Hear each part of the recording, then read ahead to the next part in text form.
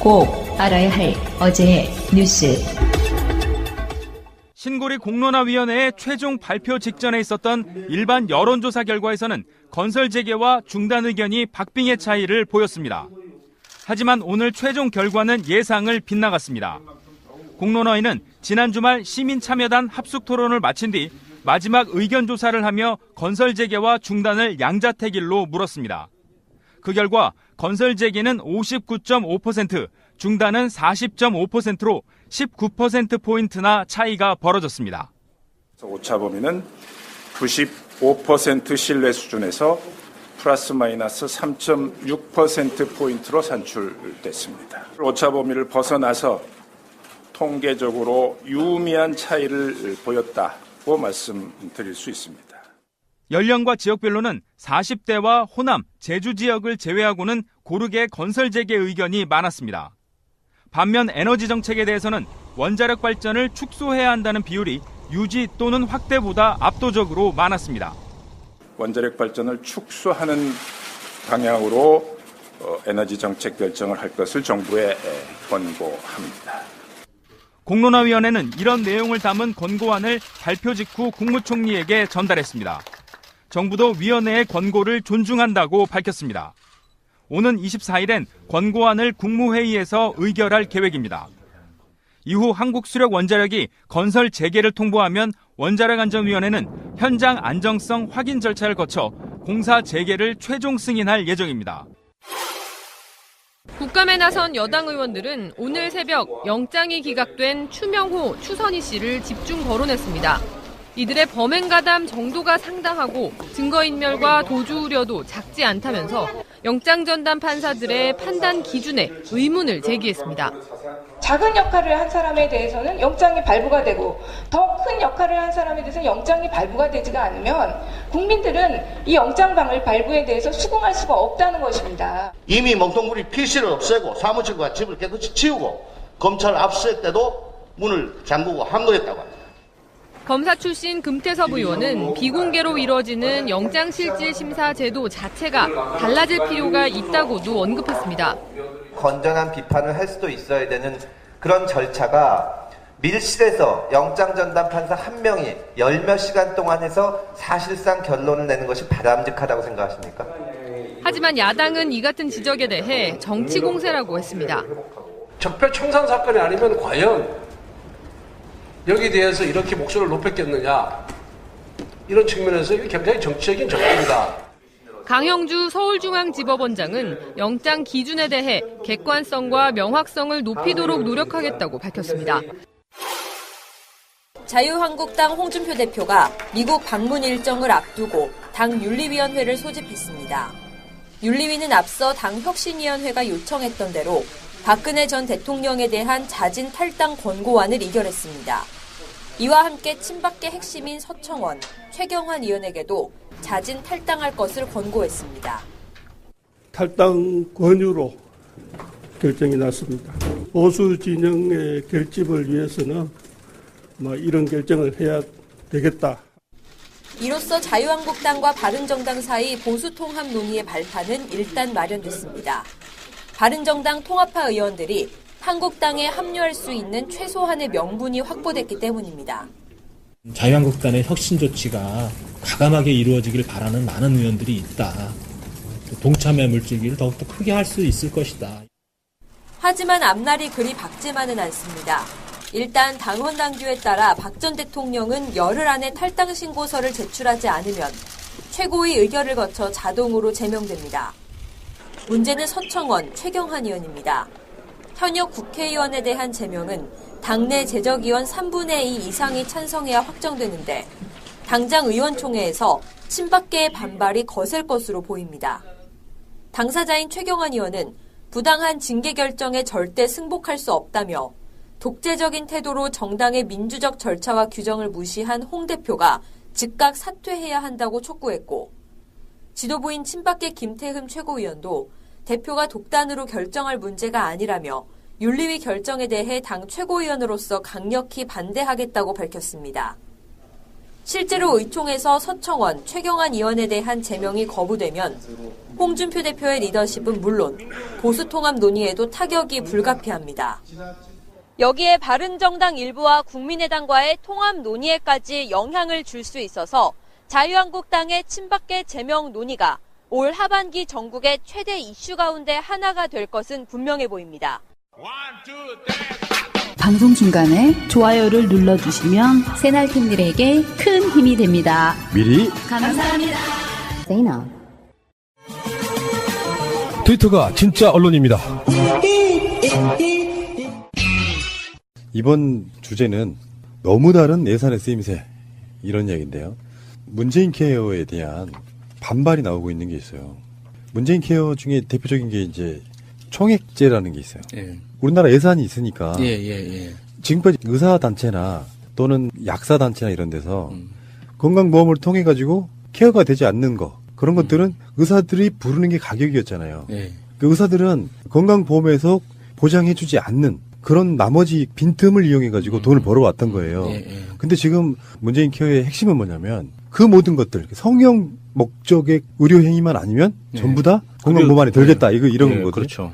그러면 어떻게 되냐면은 의사들의 진료 행위들을 지금까지 막 무한대로 벌어왔던 왜냐하면 정부가 정해놓지 않은 가격들 있잖아. 케어가 안 됐던 부분들의 가격들은 이제는 정부가 그걸 지정하게 되는 그 지정을 하게 되면 어떻게 되느냐 당연히 지정해야죠. 왜냐하면 예산에 한계가 있기 때문에 의사들 입장에서는 그게 싫은 거예요. 무한정 돈을 벌어왔던 거. 그래서 전반적으로 의사단체나 건강보험이나 이런 사람들이 이제 만나가지고 의료 행위에 있어갖고 총액제로 가자.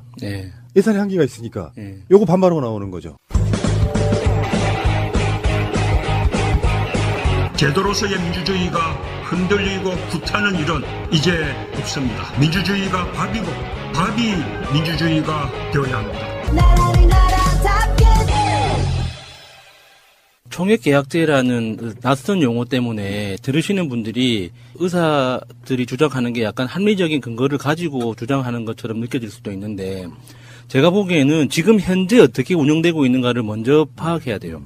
그러니까 지금은 건강보험 심사평가원이라고 있죠. 그러니까 그 심사평가원, 그 심평원이라고 알려져 있는 그 심평원에서 병원에서 제출한 청구서 있잖아요. 건강보험 청구서를 평가해서 심평원이 이거는 지급을 해도 괜찮아라고 하는 돈에서만 지급을 해주고 있거든요. 그러니까 지금 그 문재인 정부에서 이야기하는 거는 그 심평원이 1, 20년 운영되어 오면서 누적된 데이터가 있을 거잖아요.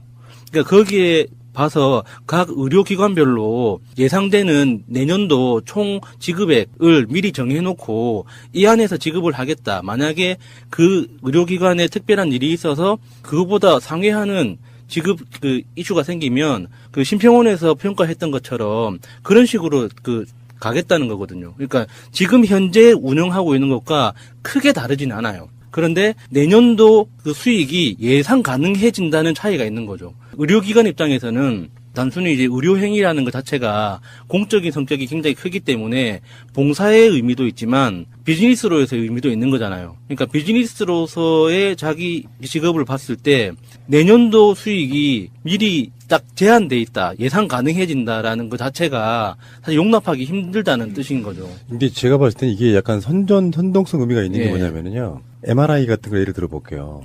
만약에 이게 보장이 안 될 때는 비급여, 보장이 안 될 때는 아파 죽겠어 찍어보고 싶은데 못 찍었단 말이에요. 근데 이게 대부분의 것들이 급여가 된다고 하면요. 굉장히 많은 국민들이 그걸 하게 되는 의료행위 해오지 않았던 것들을 하게 되는 효과가 있단 말이에요. 제가 봤을 때는 의사들한테 결코 손해나는 일이 아니에요. 이게 그 환자 입장에서 제가 이렇게 오랫동안 보호자 생활을 하면서 느낀 불합리 중에 하나가 예를 들어서 병원을 옮긴단 말이에요. 서울에서 치료를 받다가 이제 거의 치료 마무리 단계가 돼서 이제 부산으로 오게 됐어요. 그러면은 서울에 있는 병원에서 부산으로 옮기잖아요. 그러면은 서울에서 그 검사했던 모든 진료 기록과 MRI 필름이나 여러 가지 데이터들을 고스란히 받아서 가져간단 말이죠. 부산에 있는 병원에. 근데 부산에 그 병원에 가면 그 모든 검사부터 진료를 다시 합니다. 왜냐? 내가 한 게 아니라서 나는 믿을 수 없다 이거예요. 그러면 환자 입장에서는 똑같은 진료를 몇 번씩 해야 되는 거예요. 그러니까 이런 거에 대해서 그렇게 사라질 수 있는 거죠. 만약에 여기서 말하는 총액계약제로 집행을 하면 병원 입장에서는 무조건 환자한테 하라고 요구할 수가 없어요. MRI 같이 그 비싼 그 진료 같은 진료들은 자기들이 월 평균 그 MRI 촬영 횟수를 딱 정해놓고 정말 필요한 사람한테만 이야기를 해 권하게 되거든요.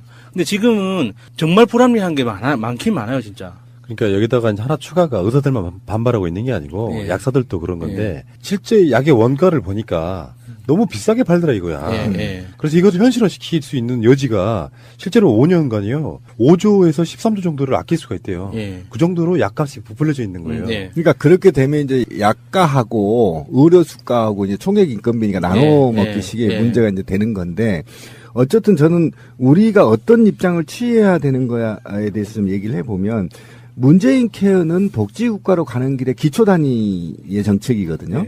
그럼 그거를 성공시켜야 되는 거잖아요. 성공시켜야 되는데 그러면 제약사의 원가 공개가 좀 필요하다. 일단은. 그리고 아까 말씀하셨던 대로 저도 이제 그런 경우가 굉장히 많거든요. 예를 들면 MRI를 찍었는데 그걸 복사해서 갖고 가는데 인정 안 해주잖아요. 그러니까 또 해야 되거든요. 그럼 이중 수가가 나가는 거잖아요. 그러니까 그렇다 보니까 이중적으로 지금 의료보험비가 탕진되고 있는 것이니 지금 상태에서 어쨌든 모든 분야에서 투명해야만 선진국으로 가는 거 아닙니까? 그리고 거기에서 어느 정도의 각 그 수가들을 약가나 수가들을 어쨌든 사회가 인정할 정도의 기준이 생겨야 되는 거잖아요. 무작정 지금처럼 이렇게 무방비적으로 지출하는 것은 좋지 않다. 단 목적은 어쨌든 이것이 문재인 케어를 파괴할 목적으로 이런 의사와 약사 집단들이 정부를 공격한다는 것은 지금 문재인 케어를 폐기하라는 거거든요. 이건 아니다. 그러면 합리적인 방안을 찾아낼 게 있고 또 지금 사실은 의료계도 지금 심각한 문제가 있는 게 뭐냐면 돈 되는 쪽만 지금 하고 있는 거잖아요. 그러면 사회적으로 의사들이 너무나 주가가 올라가 있는 것도 사실입니다. 다른 지역에 비해서. 그러다 보니까 그 사회적 지위에 맞게 돈을 벌려다고 보니까 어려운 데는 안 가고 성형이나 이렇게 떼돈 버는 데 가서 돈을 챙겨서 이제 그쪽 성형 천국이라고 하나요, 대한민국을? 뭐 그런 식으로 지금 하고 있는데, 근데 근본적으로 이 논의에서 아무리 우리가 신자유주의의 정점에 서 있다 하더라도 우려는 공공재이고 국민과 생명을 다루는 기술이거든요. 그렇다고 한다면 좀 안정적이고 그 다음에 충동적인 아닌 보다 더 진일보한 정책들이 만들어져서 이게 안정적으로 돼야 되지. 맨날 대통령만 바뀌면 이거 뭐 자기 약가 올리기 위해서 싸워 나가는 거 굉장히 보람직하지 않다. 하지만 이들이 주장한다 하더라도 합리적인 대화를 촉구해야지. 지금처럼 이 단체들이 사실 문재인 그 폐기를 요구한다는 것은 저는 이건 반역행위다. 그러니까요. 지금 의료업계가 힘들어진 이유가 사실 뭐 정책 문제도 있겠죠. 그러니까 지금 오랫동안 누적되어 있는 의료보험 체제의 어떤 문제도 있겠지만 사실 자기들끼리의 경쟁 때문에 출혈된 게 너무 많거든요.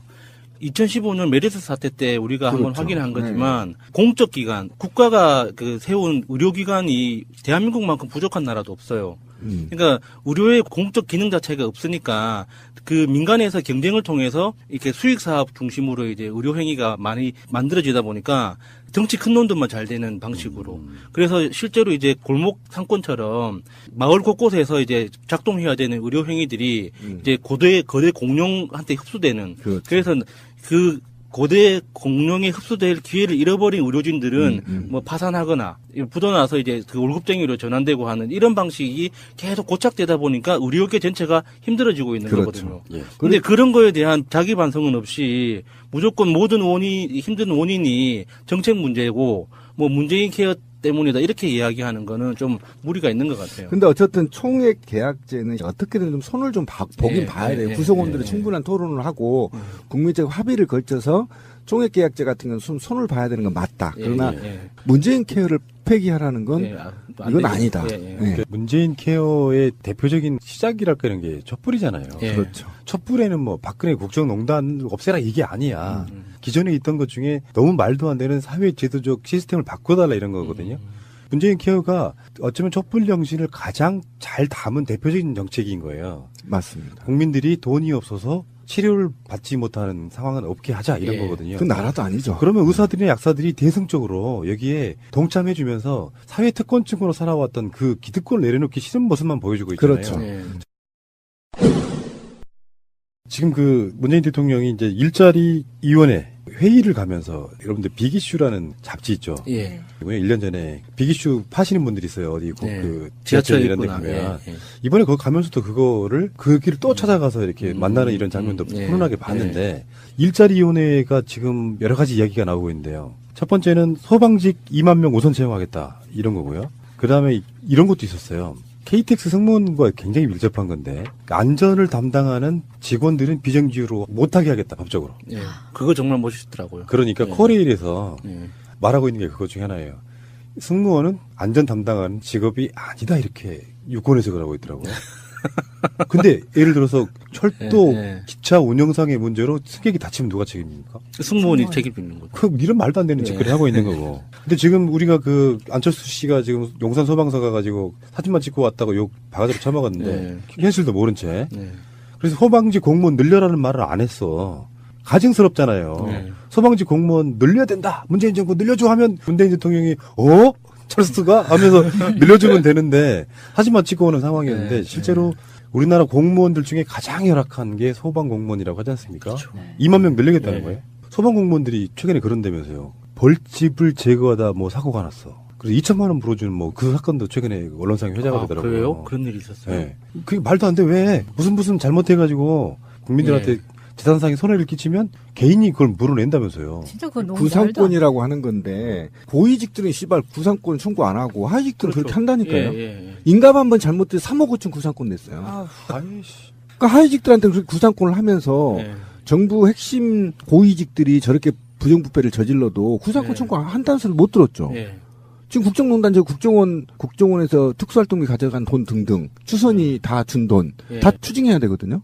이거 반드시 추징하는지를 국민이 감시해야 돼요. 근데 하위직들은 인감 한번 잘못했다고 3억 5천 물어주는데 벌 한번 잘못 저기했다고 잡았다고 돈 물어주는 거잖아요. 국민의 세금 또는 그것에 비슷한 유형에 해당되는 것들을 다수 약자 국민들이 위해서 쓰느냐 안 쓰느냐 요거거든요. 근데 아까 제가 제목을 이렇게 말씀드렸잖아요. 예산에 너무 다른 사용처라고 표현했잖아요.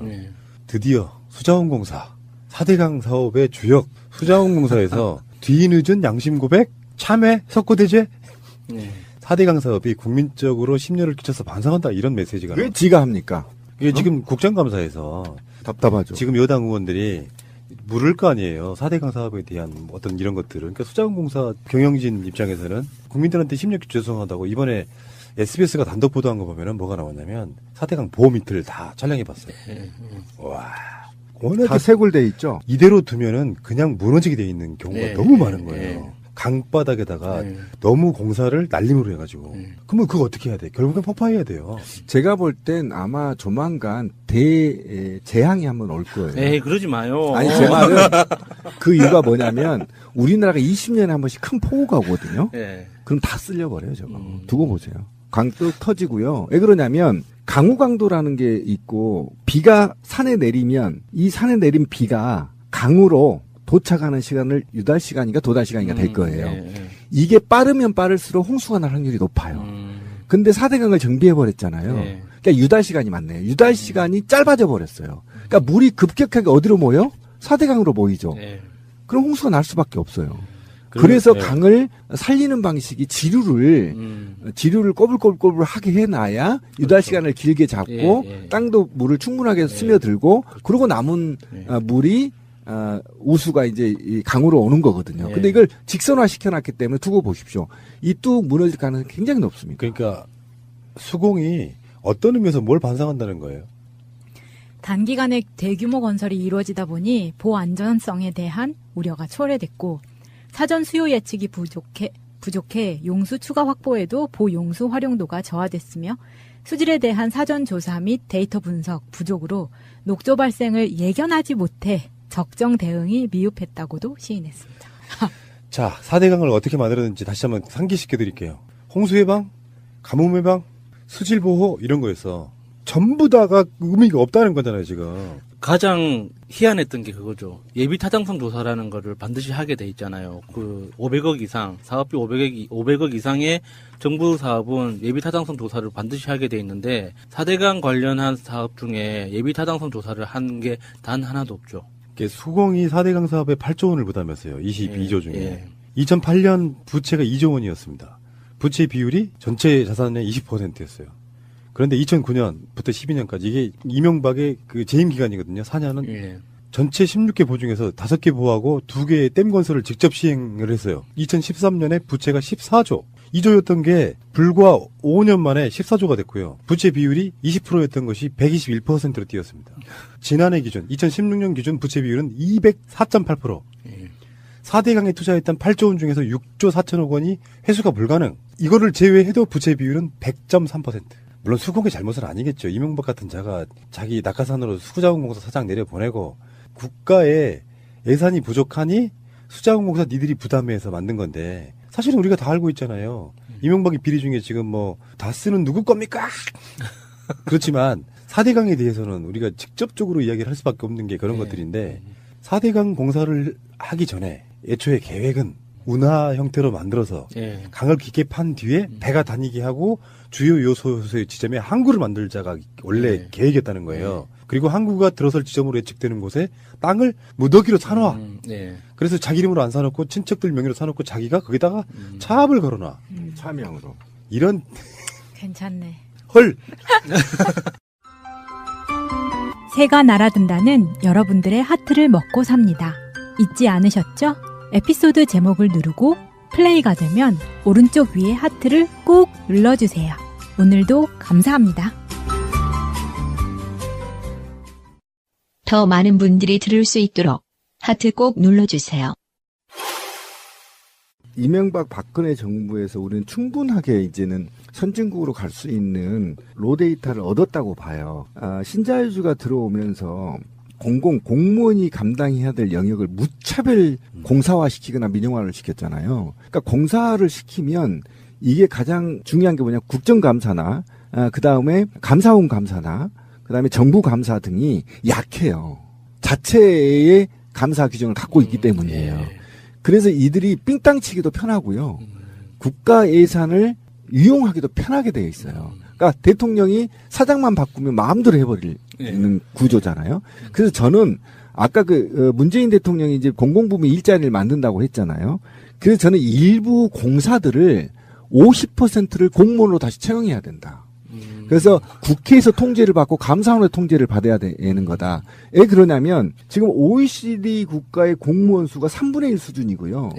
인구 대비입니다. 그냥 수가 아니고 인구 대비로 23위예요.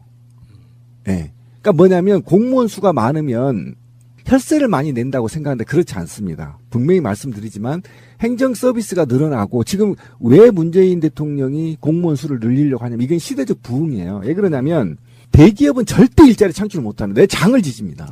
맞아요.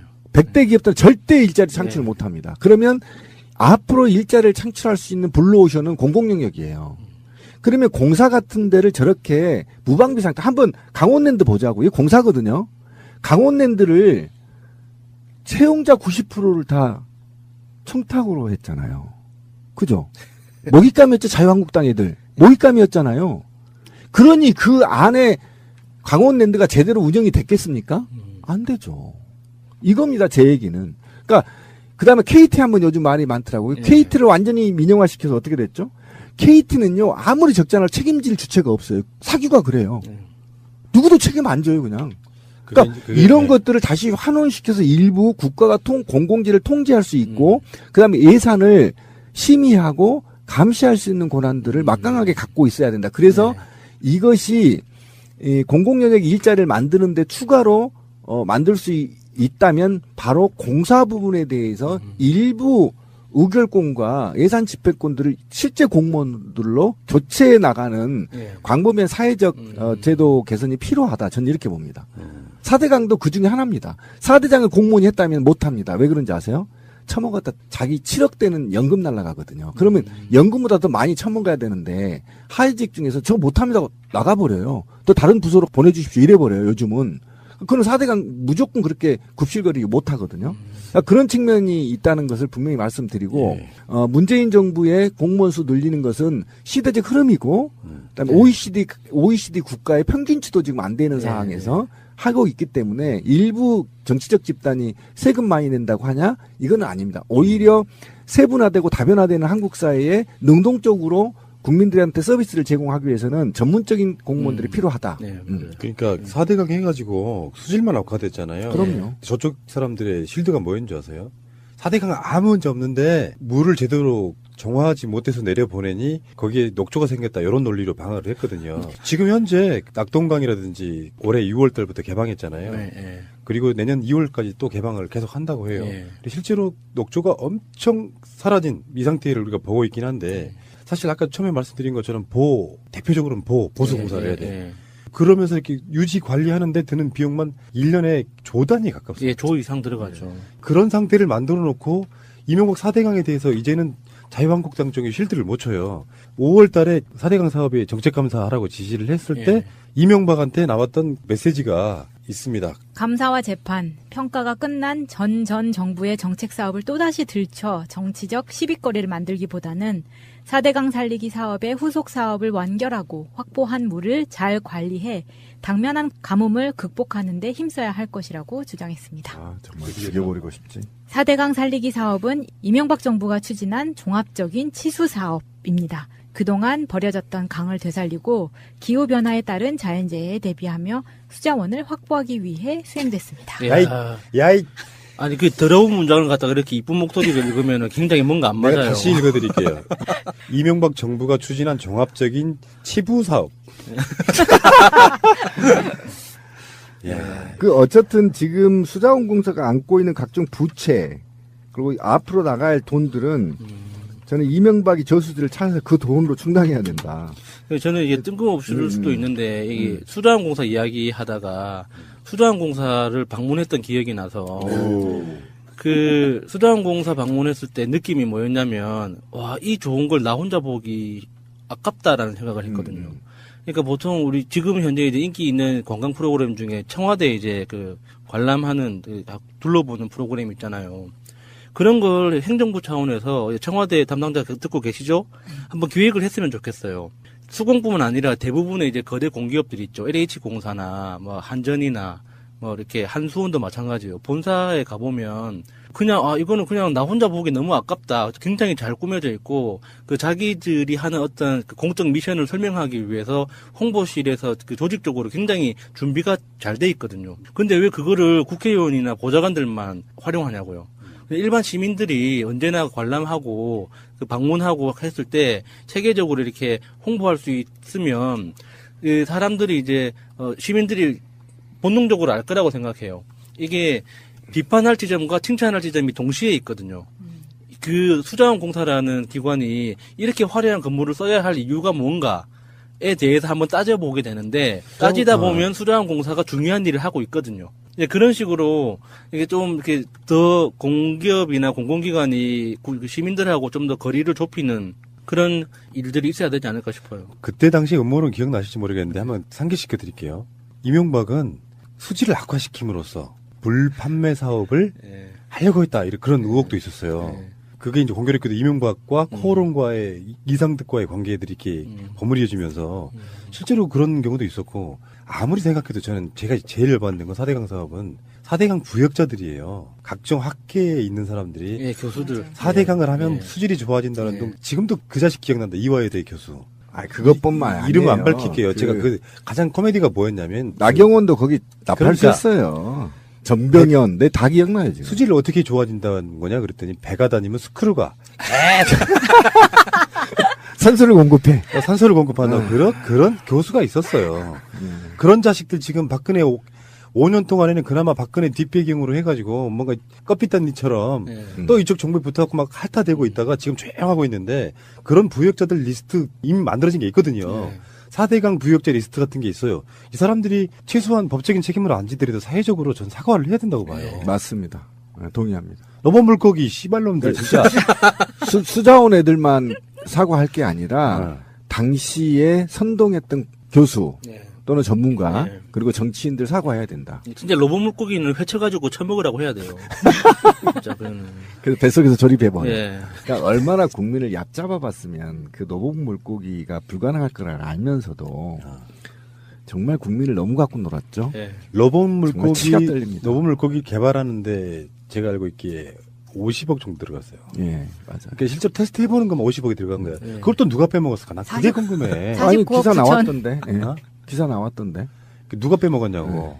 그러니까 이게 이명박한테는요, 자원외교도 마찬가지지만 구조가 뭘 하다가 실패한 게 아니고 일부러 실패하는 것 같단 말이야, 느낌이. 보호를 SBS 보도를 이렇게 화면으로 보면요, 진짜 위험한 게 일단 밑에가 모래잖아요. 물이 계속 내려오면서 계속 파이는 상태거든요. 이걸 임시 처방으로 예산 들어가면서 계속 메꾸고 있어요, 또. 거기 들어가가지고. 근데 SBS 보도를 보면 그런 거예요. 조금만 더 있으면 사람들이 보호를 지나다닐 수 없다. 언제 무너질지 모르는데. 그게 아까 신빈이 말씀하고 그거 연결을 시켜보면 그런 거예요. 제가 영산강 강가에 태어났잖아요. 그래서 어렸을 때 미역 감고 하던 그런 것들이 제 추억으로 남아있고, 강은 굽이굽이 쳐서 한쪽은 깎이면서 절벽이 되고 반대쪽에는 모래사장이 생기는 거잖아요. 그리고 풀도 자라고. 그러면서 이 풀들이 물을 정화하죠. 예, 정화는 생태계 작용. 그러니까 그 상태는 사실 이제 우리 치수사업 중에 뭐가 있냐면 강이 너무 굽이쳐가지고 농지를 깎아먹어서 일부러 방어도 하고 막 그러거든요. 너무 변형되니까. 근데 그거를 그대로 둔 상태에서 보호를 만들면 유속이 느려서 그렇게까지 안 깎인다는 거예요. 근데 유속이 너무 빠르니까. 그러니까 이를테면 강에 KTX화를 시켜버린 거야. 그렇지. 물이 직선으로 쭉 내려가게 만들어서 아까도 그 이야기 나오셨지만 결론적으로 문제는 지류에 있는 그 지천들이 그 속도에 이기지를 못하고 급속도로 이렇게 깎이기 시작하니까 그걸 죽도밥도 안 되는 상태가 극행 침식이라고 하죠. 그래서 이렇게 수심이 점점 깊어지면서 깊어지는 만큼 또 유속이 빨라지고 그런 게 반복되면서 이제 지하수가 또 고갈되고 하는. 맞아요. 그러니까 박근혜 정권 때 초기에 이명박을 클리어한다는 명분으로 4대강 비리를 잡아서 처벌까지 하기는 했어요. 근데 이명박에 대해서는 어떤 처벌도 하지 않았거든요. 그렇죠. 이게 정책적 판단이라고 하기 때문에 처벌이 불가능하게 돼 있죠. 지역에서 동지상고 출신들이 사실은 낙동강 다 해먹은 거거든요. 맞아요. 건설업자들이 대기업들이 하청을 받으면 동지상고 출신들이 다 해먹는 구조에서 6m의 비밀이라는 이야기도 나오고 그러면서 돈 다 해먹어버린 거거든요. 그러니까 아까 말씀드린 것처럼 이번 에피의 제목처럼 예산을 그따위로 썼던 놈들이 단 한마디 반성도 없이 지금도 국정감사장에 나와가지고 문재인 케어가 돈이 많이 들어서 안 되고 뭐 안 되고 계속 반대하고 있다는 거예요. 또는 곳곳에 기관에 숨어서 적폐청산을 물타기 하거나 또는 방해하거나. 정두원 의원 말에 의하면 최측근이었잖아요. 어쨌든 청와대를 들어갔더니 분위기가 권력을 잡았다가 아니라 이권을 잡았다라는 느낌을 받았다. 이러니까 저는 최근 지난 10년의 악의 근원은 이명박이다. 그래서 반드시 이명박을 잡아야 되는데 이명박을 잡기 위해서는 다스의 주인은 누구인가를 찾아야 된다. 그리고 아까 말씀 듣고 보니까 이런 생각 나네요. 청와대에 갔더니 뭐부터 먹을까? 에이. 다시 계절이 바뀌는 중입니다. 우리나라는 아름다운 사계절을 지닌 나라다라는 말이 무색해질 정도로 빠르게 가을이 지나가고 있는데요. 지난 겨울 촛불을 들고 광화문에서 함께했던 것이 벌써 1주년이 돼갑니다. 어떤가요? 실감 나시나요? 다시 한번 추억을 떠올리면서 여전히 진행 중인 적폐청산의 촛불에 힘을 보태주시는 건 어떨까요? 어디선가 누군가에 무슨 일이 생기면 달려오는 짱가처럼 여전히 촛불은 꺼지지 않았다는 것 보여주셨으면 좋겠습니다. 오늘도 여전히 KTX로 돌아가 승객의 안전을 담당하고자 싸우고 있는 KTX 해고승무원 김승아입니다. 컨셉 없는 자유로운 방송 자갈자갈 시작합니다. 정치 이야기에는 수준이 없다. 삼촌, 정치가 뭐예요? 정치 이야기는 수준이 없다. 푸나삼촌 정치가 뭐예요? 자갈자갈 정치 궁금증을 풀어보는 시간입니다. 보현님, 푸른나무님 안녕하세요. 안녕하세요. 안녕하십니까. 네. 오늘 들어오자마자 식대면서 이렇게 문을 열고 들어오셨어요. 오늘 질문이 뭐길래 이렇게 화가 나셨나요? 네. 신고리 5,6호기 원자력 발전소의 건설이 재개되었습니다. 띠루리. 어떻게 이렇게 나왔을지 참. 어떻게 이런 일이. 네. 어떻게 이런 일이 있을 수 있나요? 오늘의 첫 번째 질문입니다. 먼저는 짓고 안 짓고는 두 번째라고 생각합니다. 철학적 문제가 있어요. 이게 논쟁거리는 되게 여러 가지예요. 첫 번째, 원전을 지금까지 찬성해왔던 사람들이 큰 스피커를 쥐고 지금까지 수십 년을 끌어왔단 말이에요. 그러니까 많은 사람들이 아직도 원전이 싸고 안전한 에너지로 생각을 해왔습니다.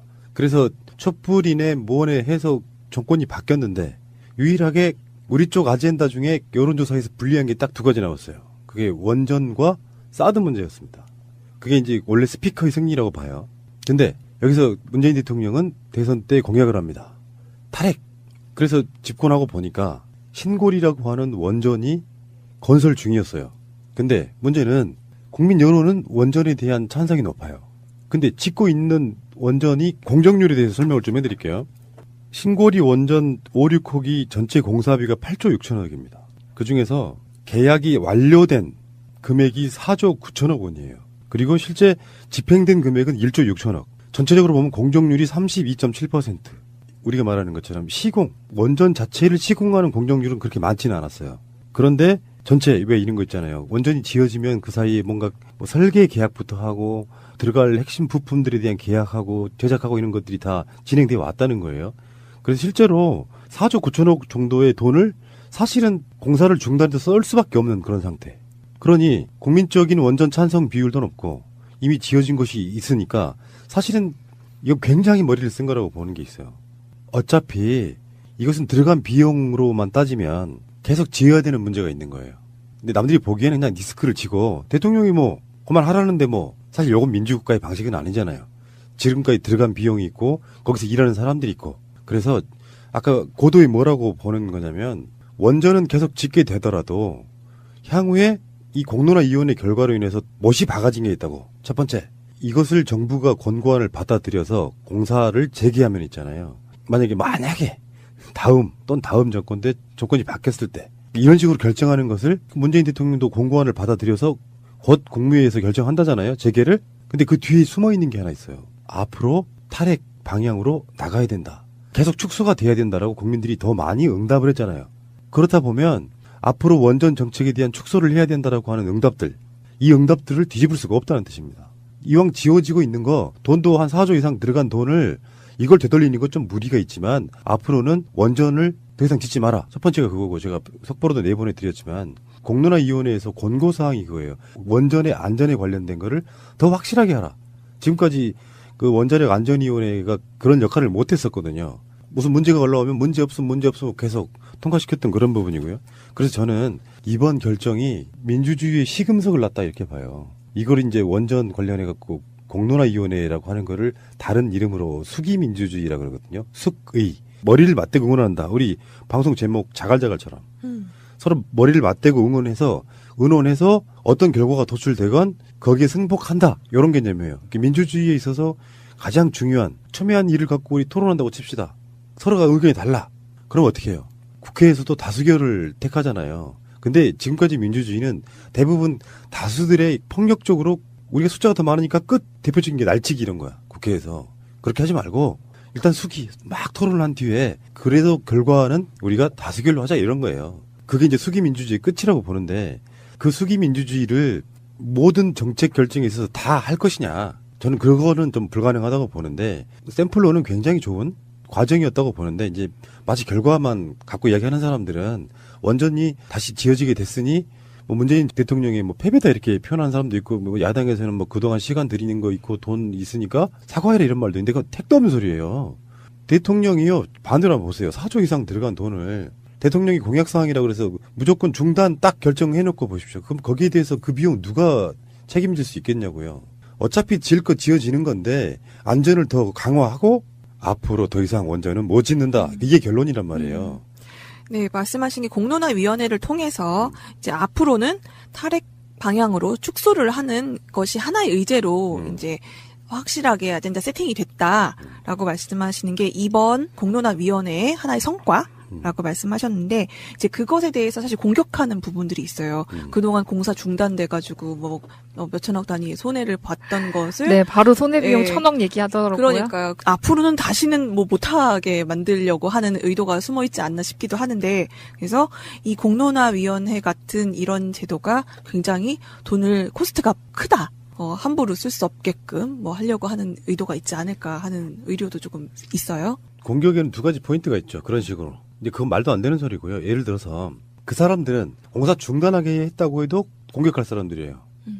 뭐 맞아. 그런 걸로 해가지고 맞아요. 이러나 저러나 그 비용이 얼마나 들어갔는데 그걸 다 날리냐 하고 공격할 사람들이에요. 그 사람들 말은 그냥 패싱 하셔도 되는데 이쪽 분들의 공격도 있어요. 어떤 부분이냐면 대통령이 직권으로 중단할 수 있었는데 왜 그러느냐 하는 건데 제가 아까 말씀드린 거랑 관련이 있거든요.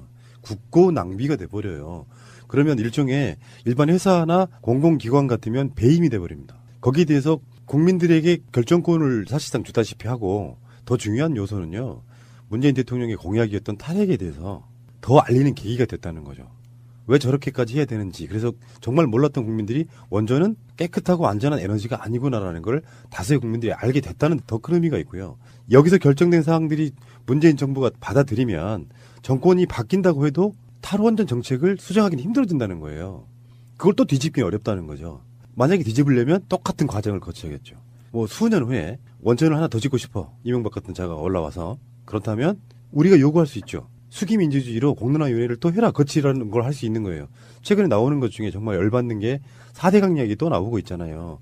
4대강 같은 걸 하면서 공론화위원회 같은 게 있었습니까? 전혀 그런 게 없는 상태로 4대강을 빠른 시일 날에 졸속으로 짓고 나니까 지금 보가 무너지는 만에까지 이야기가 나오고 있는 것이고 우리 금쪽 같은 원래 공사비 22조에다가 지금 들어가고 있는 비용까지 합치면 40조 이상이 들어갔다는 거 아닙니까?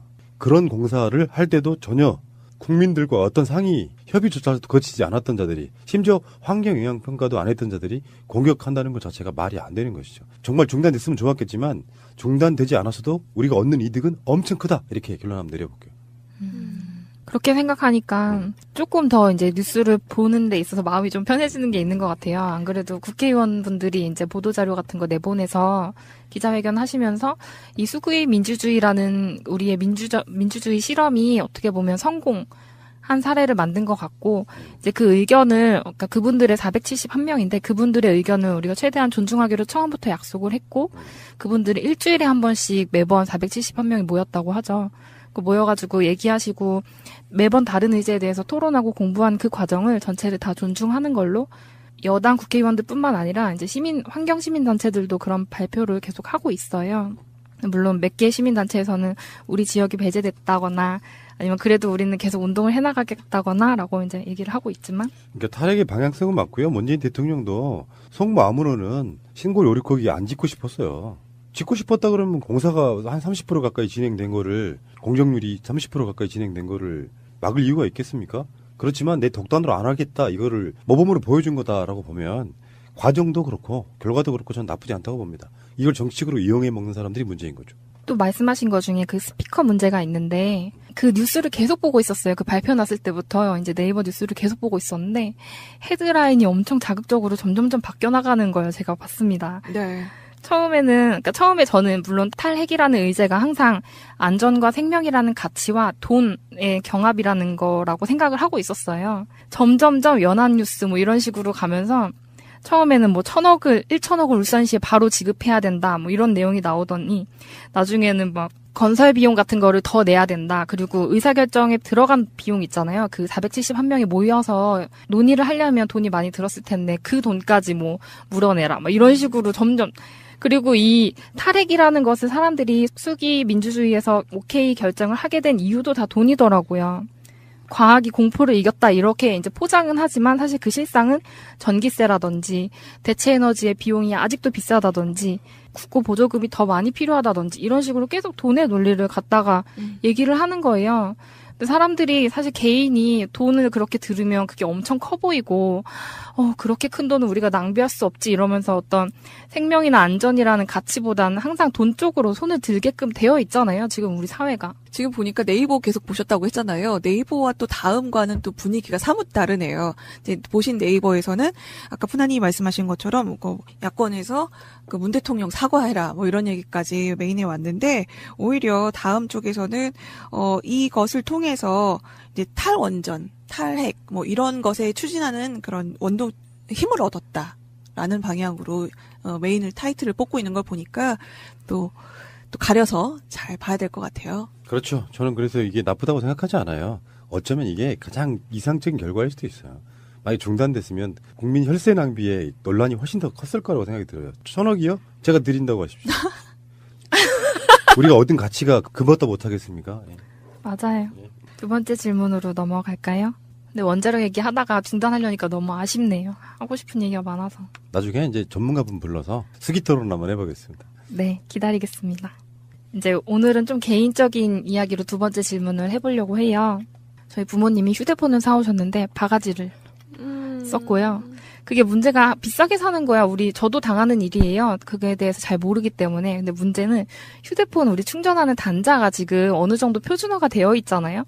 그 표준에서 벗어난 모델을 사왔습니다, 엄마가. 뭘 사오셨는데요? 몰라요. 핀이 이상하게 꽂혀 있어요. 그래서 일반 충전기로 충전이 안 돼요. 그건 C형이고 최신형이겠는데요, 그럼? 최신형도 아니에요. 옛날 거. 만든 지 1년 된 휴대폰인데. 진짜요? 네. 아니요, 1년 전에도 C형은 있었는데 최근은 대부분 다 안드로이드 폰은 C형으로 나오거든요. 신형인가? 예. 그렇다 치고 어쨌든. 근데 그걸 설명을 안 해주고 이제 판 거예요, 엄마한테. 그래서 어머니는 휴대폰 충전기를 본인만의 것을 항상 들고 다녀야 되는 운명에 처했습니다. 그리고서 심지어 오늘 그 휴대폰이 고장 났어요. 그래서 서비스 센터에 갔는데. 어디 거예요? 삼성 겁니다. 이래. 그게 중요한 거죠. 이제 삼성 서비스 센터 수리기사 분들이 엄마한테 뭐 이것저것 막 설명을 해줬는데 엄마가 못 알아들으니까 그냥 보낸 거예요. 그래서 엄마가 지금 전화를 하루 동안 못 받고 못 걸고 사진도 못 찍고 이러고 살고 있는 거예요. 이걸 보면서 이제 점점 우리 어머니 세대, 그러니까 장년층이죠. 40에서 60 사이. 장년층 세대들은 휴대폰이랑 그렇게 엄청 친숙하지 않잖아요. 이보세요. 40에서 60 사이는 중년층이라고 하죠. 그럼 50에서 60 정도? 그러니까 중년이죠. 지어주면 중년이라고 불러요. 중년 세대들은 그러니까 눈도 잘 안 보이고 휴대폰, IT 기기도 익숙하지 않은데 너무 힘든 거예요. 그 모든 과정들이. 거기서 만약에 제가 옆에 있었으면 엄마 그렇게 안 됐겠죠. 하루 전에 벌써 휴대폰 다 해결하고 썼을 거예요. 그러니까 앞으로도 계속 이럴 것 같은 걱정이 드는 거예요. 이 전자기기에 익숙하지 않은 중년 세대들이 앞으로 50년 정도의 세월을 더 살아야 되지만 디지털은 점점 더 발전할 거고 그때마다 제가 옆에 있어줄 수 없잖아요. 뭔 질문하려는지 슬슬 감이 와요. 그래서 이런 중년 세대들을 위한 뭔가 방법이 필요하지 않을까? 안 그러면 돈이 있는 사람은 이런 걱정이 없을 거예요. 저는 그 고민을 해본 적이 있어요. 그것은 사실 두려움 속에서 시작된 거예요. 제가 컴퓨터에 굉장히 빨리 접했던 세대 중에 하나거든요. 뭐 전에 다른 방송에서 뭐 PC통신도 우리나라에 1000명 안에 했다고 할 정도로. 근데 그 당시에는 도스 체제였어요. MS-DOS라고 아세요? 도스가 뭔지 아세요? 286 컴퓨터 시절. 그러니까 지금은 마우스로 컴퓨터를 쓰잖아요. 그것이 변형된 현대가 스마트폰 손으로 쓰는 거예요. 근데 도스라고 하는 건 명령어를 다 알아야 돼. 예를 들어서 A 드라이브에 있는 거를 뭐 C 드라이브로 카피한다 그러면 A 드라이브 띄고 카피하고 C 드라이브 이렇게 명령어를 쳐갖고 썼던 그런 시절이었어요. 컴퓨터는 간단히 말하면 컴퓨터의 발전의 역사는 다른 게 없어요. 원칙은 딱 하나입니다. 쓰기 쉽게. 근데 아까 제가 왜 두려움이라고 설명을 했냐면 안 써봤던 것들에 대한 두려움 때문에 이루어지는 거예요. 사실 전혀 모르는 분들이 쓸 수 있도록 만들어가는 게 휴대폰, 컴퓨터 이런 디지털 기기들의 발전 역사인 거예요. 정말 쉽게. 만약에 도스 형태의 스마트폰이 있다고 쳐봅시다. 그러면 엄마가 앉아가지고 막 모든 것 명령어를 다 알아야겠죠. 사실은 정말 쓰기 쉽게 만들어지신 거예요. 이런 분들이 마음속으로 없어야 될 것은 딱 하나예요. 기계를 만짐에 있어서 두려움인데 제가 이런 설명 하나 해드릴게요. 우리 집에 있는 꼬맹이 있잖아요. 우리 집에 있는 꼬맹이는 어렸을 때부터 스마트폰이란 걸 만졌어요. 정말 잘해요. 요즘 어린아이들은 태어났을 때부터 이제 스마트폰이 있는 거죠. 그래서 이유가 뭐예요? 간단하게. 태어나서 이런 것을 알게 되는 순간부터 접했던 기기이기 때문에 고장의 개념이 없어요. 디지털 기기는 사실상 고장나는 게 디지털에서 고장난다기보다는 아날로그적 요소 때문에 고장나는데 디지털 기기가 지금 제가 핸드폰 쓰고 있는 거 있잖아요. 이게 무려 3년 반 동안 쓴 건데 고장 한 번도 안 났어요. 단 한 번도. 물론 이제 기계가 어떤 경우 오류가 더 나서 고장이 나는 경우도 있긴 하지만 디지털 기기는 고장의 개념이 별로 없어요. 예전에 우리 어렸을 때 텔레비만 함부로 만지지 마라, 세탁기 만지지 마라, 라디오 만지지 마라 이런 것들이 대부분 고장나는 개념 때문에 그랬거든요. 그런데 어머니 같은 그 세대들은 이런 걸 만지면 잘못 만지면 고장난다고 생각해요. 그러니까 일단 기계를 새롭게 만짐에 있어가지고 두려운 거예요. 이럴 때는 엄마한테 되게 단순한 원리를 설명해 주시면 돼요. 들고 다니는 컴퓨터죠. 사실은 전화기 겸용 컴퓨터예요. 이 스마트폰이. 이것은 정말 쉽게 만들어진 거다. 겁먹지 마시라. 요 전화도 받을 수 있고 컴퓨터를 대행하는 건데 어떤 용도를 쓰기 위해서는 앱마켓 여기 들어가셔가지고 다운을 받아서 설치만 하면 그런 기능들을 쓸 수 있게 된다라고 설명을 해주시고 일단 가장 중요한 건 겉먹 맛이라는 말을 꼭 해주셔야 돼요. 그냥 만져도 고장 안 나니까 지워줘도 상관없다니까 하고 이 접근성을 좀 두려움을 갖지 않게 만들면 훨씬 더 만지는 데 수월해집니다. 우리 어머니가 연세가 70대시잖아요. 이분 필요한 앱도 까시고요. 카톡으로 무슨 정보 들어오면 다 자식들한테 돌려주시고요. 어디 놀러 가면 자기가 셀카 찍어가지고 보내시고요. 이것은 마인드 차이 같은 거예요. 이건 쓰기 쉽게 만들어지고 고장 안 난다는 걸 꼭 알려드리세요. 그리고 당분간은 궁금한 게 있거나 필요한 게 있으시면 딸한테 해달라고 하시되 설치하고 이런 것들을 같이 해드리세요. 봐봐 쉽지? 엄마 봐봐 이렇게 설치하는 거야. 이렇게 알려주시라고요. 이 문명 얘기는 꼭 쓰시라 이렇게 말씀드리고 싶네요. 네, 저도 어머니한테 이제 이런 부분을 가르쳐 드리는 게 항상 집에 가면은 일인데요. 엄마가 이제 뭔가 잘못 만나면 말씀하신 대로 고장 날까봐 아무것도 시도를 안 하세요. 그런데 저희도 처음에 살면은 어떤 앱이 어떤 식으로 작동하는지 잘 모르잖아요. 근데 막 이것저것 다 눌러보잖아요. 그러면서 하면 이렇게 하면 안 되겠구나, 이렇게 하면 되네 라는 걸 스스로 체득하게 되는데 이런 거 자체에 대해서 굉장히 생소하고 두렵게 느끼시는 건 사실인 것 같아요. 그리고 그 고장난 부분은 우리 따님께서 하루라도 날 잡아가지고 그냥 가서 해결해 드리세요. 잘 모르니까 대리점의 직원들이 속여먹었다 이런 건 저는 아닐 거라고 생각이 들어요. 설명을 해줬는데 네. 아마 못 알아들었을 네. 것 같아요. 그러니까 그 부분은 차근차근하게 어렵게 설명하면 무슨 말 안 하면 우리들도 못 알아먹는 경우가 많잖아요. 뭐라고 말한 건지 일단 핸드폰 갖고 싶으니까 오케이 동의함 이렇게 지나가는 경우가 많죠. 요즘에 그리고 핸드폰 같은 거 설명서가 책 한 권이죠. 맞아요. 우리도 어려울 때 어르신들 사실 좀 걱정이 되기는 해요. 그렇게 없는데 부모님께서 혼자 이것을 어떻게 하실까 걱정이 되는 부분이 있지만 또 그것을 챙겨드리는 게 저희의 몫이지 않을까요? 저기 그 어머니한테 이런 말씀 꼭 전해드리세요. 스마트폰은 김치 담그는 거랑 비슷하다. 에이? 뭔 소리래? 이렇게 하면 설명을 해드리세요. 김치 정도 담글 줄 알면 웬만한 한식 요리는 다 해요. 원리만 깨뚫을 거 있으면. 그래서 스마트폰이라고 하는 게 별거 없다. 이렇게 돼서 필요한 앱은 다운받고 당장 뭐 카톡 보내고 싶으시면 카톡 가시고 필요한 그 부분만 어차피 엄마 아빠들은 아니 나도 그렇지 사실은 필요한 부분만 쓰잖아요. 필요한 부분만 숙달시키시고 나머지 또 다른 어떤 게 필요하면 저한테 일단 물어보세요 하고 편하게 어떤 접근할 수 있게끔 일단 두려움을 줄여주는 게 가장 중요하다 이렇게 봅니다. 부모님 말씀이 정답인 게 김치 담그는 게 더 어려워요. 그쵸. 저한테는. 네. 우리는 핸드폰은 쓸 수 있지만 김치는 못 담궈. 맞아요. 네. 저희 부모님 옆에 항상 제가 있을 수 없기 때문에 이런 고민을 하는 것 같아요. 그리고 저희 부모님한테는 제가 있지만 다른 분들한테는 딸 자식들, 아들 자식들 다 멀리 있는 경우도 많잖아요. 근데 그런 분들은 어떻게 이런 디지털 세상 속에서 어떻게 살아가고 계신가에 대해서 좀 걱정이 되는 부분이 있더라고요. 그분들은 디지털 소외시키려고 하는 게 아니고 디지털은 그분들을 안으로 포용하려고 쉽게 만들어진다니까요. 디지털 시대라고 해서 미리 방어막을 치지 마시기 바래요. 정말로 컴퓨터나 이런 걸 모르는 사람들이 쉽게 만들기 위한 기술이에요. 디지털이 원래. 그러니까 이게 우리 엄마는 디지털 시대가 발전하니까 소외될 거야. 정반대로 생각을 해야 되는 거죠. 어떤 분들도 할 수 있게 만들어주는 것. 네. 오늘도 정치 이야기와 또 개인적인 고민들, 생각하는 거리들 재미있게 이야기 나눠봤습니다.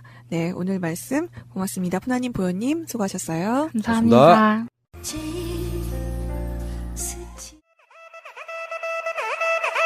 곽승훈 노무사의 노동 이야기. 네. 자갈자갈 곽승훈의 노동 이야기. 안녕하세요, 노무사님. 예, 안녕하십니까. 네. 오늘 주제는 사전 경고가 좀 필요할 것 같아요. 예. 구토 유발주의, 심신미약자, 어린이 청취의 유의를 요합니다. 이거 진짜 19금입니다. 19금. 진짜. 예.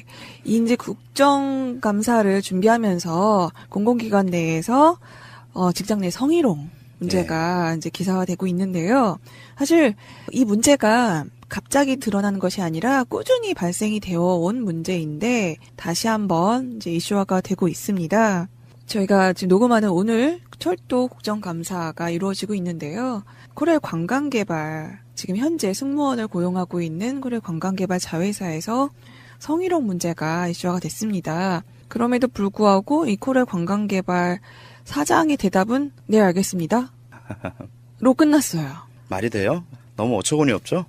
정말 너무 어처구니가 없어서 이걸 어떻게 해야 될지 모르겠는데 얼마나 어처구니 없는지 한번 사건을 자세하게 좀 들여다보도록 하겠습니다. KTX 여승무원이 지금 자회사로 고용이 되어 있습니다. 그러다 보니까 고용이 불안한 상태예요. 이 자회사라는 게 보통 사람들은 자회사며 자회사 정규직인데 당연히 다 똑같지 않느냐라고 생각을 하실 수 있는데 원청과 이 자회사 간의 계약 관계가 끊어지면 언제든지 해고될 수 있는 게 자회사 직원의 신분입니다.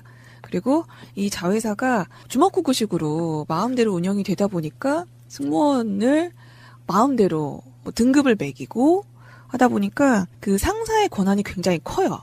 그래서 이 사람이 성희롱이나 성추행 이런 부분이 발생해도 쉽게 이의를 제기하지 못하는 그런 환경에 처해 있는데요. 그러다 보니까 이제 이런 문제들이 쌓여 있었습니다. 지금 국토교통위원회 자유한국당 김성태 의원이 코레아관광개발노동조합으로부터 받은 성희롱 실태 설문조사 결과에 따르면 승무원 60.2%가 고객으로부터 원치 않는 시선이나 스킨십을 경험한 적이 있고 57.6%는 성적인 발언이나 성차별적 발언을 들은 적이 있다라고 답했습니다. 사실 이거는 전체적으로 우리나라 직장 여성들이 받는 이 성희롱, 성추행 경험 지수랑 별로 다른 게 없는 게 제가 본 2012년 정도 결과에서도 한 70% 이상이 한 번이라도 경험한 적이 있다라는 결과가 나왔어요. 그렇죠. 네. 그리고 또 이분들이 직장 내에서도 또 관리자나 이성 동료로부터 성희롱이나 성추행을 경험한 적이 있다라는 답을 했습니다.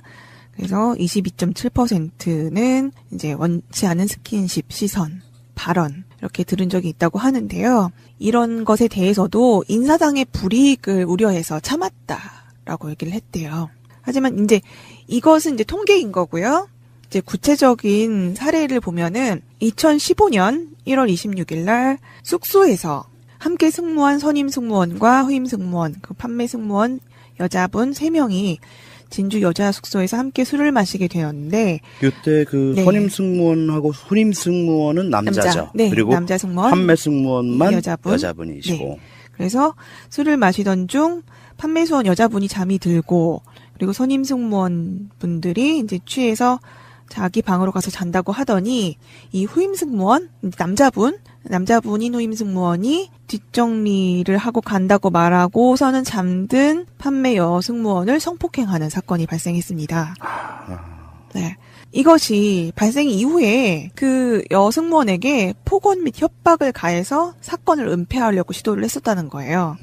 네. 그리고 결국에는 판매 여승무원이 자진 퇴사를 하는 식으로 끝났고요.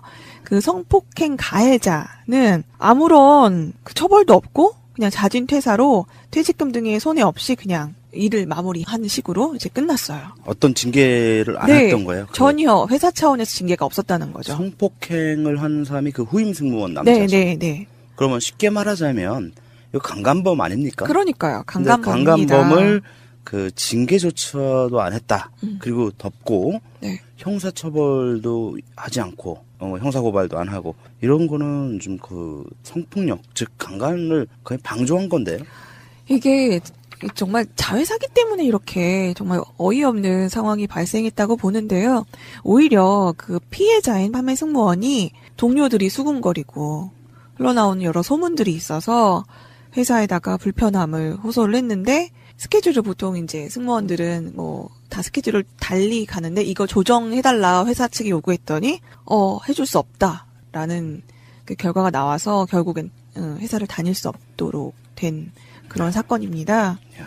그러니까 이게 강간 사건도 이런 식으로 처리됐는데도 참 다른 약간 이거보다는 좀 약한 성희롱 사건은 얼마나 그동안 무시하고 무마하려고 했는지가 이제 또 다른 사례에서 드러나는데요. 한 지사장이 있습니다. 옛날부터 이분은 좀 악명을 많이 들었는데 보셨어요, 직접? 아니 저는 본 적은 없는데 얘기를 너무 많이 들었어요. 악명이 자자한가 봐요. 네, 이 사람 때문에 좀 미치겠다 이런 얘기를 많이 들었는데 사례 하나를 보면은 이제 여성무원하고 술자리를 마치고 노래방에 가서 19금 브루스를 추자고 하면서 이제 5만 원 지폐를 모니터에 딱 붙이면서 오늘 화끈하게 논 사람 이 돈 준다. 하면서 어떻게 놀아야 화끈하다는 거죠? 그러니까요. 세상에. 그 지사장이 그 승무원의 몸을 더듬으면서 19금 브루스를 강요당하는 회식 분위기. 와, 네, 이건 만들었다고 완벽한 합니다. 직장 내 성희롱인데요? 네. 그래서 같이 노래방에 갔던 이제 신입들이 한 6개월, 1년 미만으로 다 퇴사를 했대요. 그거 보고서. 네, 선임 뜨악해서. 승무원들이 그렇게 19금 브루스를 강요당하는 걸 보고서는 아, 다음번에 내 차례게 되겠구나 하는 생각에서 바로 퇴사를 했다고 합니다. 이건 뭐 다닐 수가 없네요, 아예. 이런 그러니까요. 회사는. 그런데도 불구하고 이제 또 다른 사례는 그 지사장이 한 여성무원에게 비밀스러운 파티에 가자 그러면서 뭐 그 파티 드레스 코드가 레드라고 하면서 뭐 빨간 리본을 하고 오라 그러면서 그 여성무원한테 막 불러내는 거예요, 밖으로. 무슨 파티길래 비밀스러운 거지? 19금 파티인가? 그러니까요. 그러면서 이 승무원한테 자꾸 이제 압박과 스트레스를 가하니까 이 문제가 좀 불거진 그런 사건이 있었고요. 그리고 사례가 이게 조금 정말 좀 말하기 민망한 그런 언사인데요. 이 지사장이 술자리에서 한 여승무원에게 잠이 올 때 어떻게 하면 되는지 아느냐 했더니 뭐 남자 성기 물파스를 바르면 잠이 깬다. 와, 이런 개쓰레기를 봤나? 이런 얘기를 입에 달고 사는 사람이었던 거예요. 와. 네. 그런데 이제 그러다가 또 한 번은 여승무원들의 화장실을 막 뒤지고 있는 화장실 쓰레기통을 뒤지면서 누가요? 그 지사장이? 그 지사장이. 어이? 그러면서 막 이렇게 피무드 화장지, 생리대, 뭐 여자 스타킹 뭐 이런 것들이 다 가득 있는 것을 뒤적뒤적 거리고 있는 것을 본 승무원이 뜨악해서 정말 근데 이제까지는 사실은 그런 뭐 술자리에서 그런 언사를 들었다든가 하는 승무원들이 앞서 말씀드린 것처럼 이제 인사상 불이익을 받지 않을까 해서 쉬쉬하고 있었는데 쓰레기통 뒤지는 걸 본 분이 노조분이었어요. 그러면서 이분이 결단을 내서 뭔가 뿌리 뽑아야겠다라고서 문제를 제시하고 처음으로 그래서 고충처리위원회가 열렸습니다. 그런데 회사 내 고충처리위원회에서는 피해자가 성적 수치심을 느낄 수는 있지만 성희롱은 아니다. 이건 뭐야? 그러니까 술은 마셨지만 음주운전한 건 아니다. 뭐 이 얘기잖아. 똑같잖아요. 네. 이런 식으로 결과가 나왔어요. 그러고 나니까 이 사람은 이제 살판 난 거죠. 이제 뭔가 거리낄 게 없는 거예요. 그러면서 또 여자 승무원들한테 구두를 직접 닦아주겠다면서 짧은 치마 입은 승무원을 앉혀놓고서는 자기가 무릎을 굽혀서 구두를 닦아주면서 그 사람이 하겠다고 하니까 승무원들은 어떻게 말리질 못하는 거예요. 그러니까 짧은 치마 입으면 근데 이렇게 의자에 앉으면 이게 더 올라가지 않습니까? 그렇죠. 그러면 네. 그 상태에서 이렇게 자기가 구두 닦는다고 하면서 이렇게 밑으로 가 있으면 굉장히 그 치마가 짧은 것 때문에 수치심을 느끼고 그러니까요. 불안감을 느낄 텐데. 네, 그러면서 그리고 뭐 사업소 근무할 때 근무 끝나고 돌아온 승무원들한테 양귀비꽃차 물을 나눠주면서 마시라고 했다는데요. 양귀비꽃차? 네, 그러면서 나중에 승무원들이 이 차의 효능을 알아보고 너무 기겁을 한 게 그 차를 마시면 정신이 몽롱해진대요. 양귀비니까. 네. 이게 환각 성분이 있으니까. 네, 네. 와, 이거 뭐지? 아니, 왜 마시라고 했을까? 그러니까요. 진짜. 도대체 의도가 뭔지 정말. 그 정신 몽롱한 상태에서 뭔 짓을 당할지 모르겠다. 그러니까 싶네요, 진짜. 이게 정말 너무나 어처구니가 없는 일이 계속 발생이 되고 있는데 지금 순간에도 이 지사장은 여전히 그 지사장으로 승무원들을 관리하는 업무를 하고 있습니다. 잠깐만요. 지금 말씀하신 그 사례들이 전부 다 한 지사장이 한 일이에요? 그렇죠. 다 한 사람이 한 일인데 이 사람은 도대체 어떤 백을 타고났는지 회사에서 징계 한번 받지를 않고 여전히 그대로 일을 하고 있고 오히려 이런 수치심을 느낀 승무원이 휴직한 상태예요. 이건 진짜 어처구니가 없어 진짜 말이 안 나오네요. 네. 그런데 오늘 국감장에서도 코레관광개발 사장은 다시는 이런 일이 일어나지 않도록 하십시오. 알겠습니다. 하고 딱 끝난 거예요. 그걸로 끝이에요? 네, 끝. 세상에 말도 안 돼. 와, 이게 실화냐라는 그 요즘 말이 튀어나오는 게 우리 그 남녀고용평등법에 의하면 직장 내 성희롱이 발생했다고 피해자가 주장할 경우에는 사업주는 일단은 사건에 대한 조사를 무조건 하게 되어 있어요. 근데 그 사건 조사를 안 하잖아요. 그리고 사건 조사를 안 하거나 아니면 그 가해자를 징계나 기타 적절한 조치를 하지 않으면 벌칙이 주어지는데 이 남녀고용평등법도 그래서 좀 고쳐야 될 것이 이 법이 참 웃겨요. 진짜 솜방망이인 게 과태료 처분밖에 없어요. 이 과태료 처분이란 것은 일종의 행정처분이거든요. 그러면은 과태료를 받아도 이거는 전과로 기록이 남질 않습니다. 벌금을 받거나 징역 선고를 받아야만 전과 기록이 남는데 결국은 이 사업주 코레일 관광개발 사장이 여태까지 아무런 조치를 안 한 거잖아요. 네. 징계 조치. 이 A 지사장 같은 경우. 네, 네. 이 지사장에 대해 조치 안 한 것이 남녀고용평등법 위반인데도 불구하고 500만 원 이하 과태료만 물리면 끝이에요. 아, 500만 원. 네, 500만 원 이하입니다. 최이상도 아니고 더군다나 과태료이기 때문에 전과 기록도 안 남아요. 범죄자로 취급도 안 받는 겁니다. 지금 이런 상황에서 지금 국감에서 이거를 과연 그냥 넘어간다. 이거야말로 그 성착취, 직장 내 성희롱의 그 적폐를 그냥 덮고 넘어가자는 거, 그 이외에는 도저히 상상이 갈 수가 없네요. 네, 이렇게 문제가 크게 불거졌는데도 불구하고 여전히 시정이 되지 못하고 있는 부분이 너무 안타깝고, 자회사라는 이런 구조적인 문제가 사실은 발단이기도 한 게 이분이 철도공사에서 워낙 인맥이 많았던 사람이고 퇴직 완료이고 코레일에서 근무하다가 네. 거기서 퇴직하니까 네. 낙하산으로 지사장으로 왔군요. 네, 그렇긴 한데 이제 그분이 퇴사를 하고 오신 분이에요. 그래서 나이가 50이 안 됐다고 하더라고요. 50도 안 됐어요? 네, 나름 젊은 사람이에요. 그럼 정년 퇴직한 것도 아니네요. 네. 그러니까 제가 보기에는 사고치고 그러게. 게 아닐까. 그러니까 코레일 내에서 이 양반 그냥 놔뒀다가는 뭔 사고 칠지 모르겠다 싶으니까 이게 뭐 희망퇴직이나 권고퇴직을 시켰겠죠? 네, 이런 부분에 대해서 제도적으로 아직 정말 500만 원 이하의 벌금에 처해진다? 벌금도 아니고 과태료요. 아, 과태료.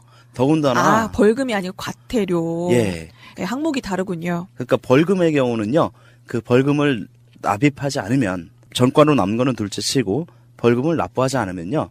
일단 지명수배가 걸립니다. 그래서 벌금을 즉시 즉 24시간 내에 납부하지 않은 경우에는 알죠? 우리 다들 인당 하루당 5만 원씩. 네. 이게 처해서 500만 원 만약에 벌금이 나왔다 하면 100일 동안 그 구치소에서 몸으로 대신 떼어야 돼요. 근데 과태료는 그런 게 없어요.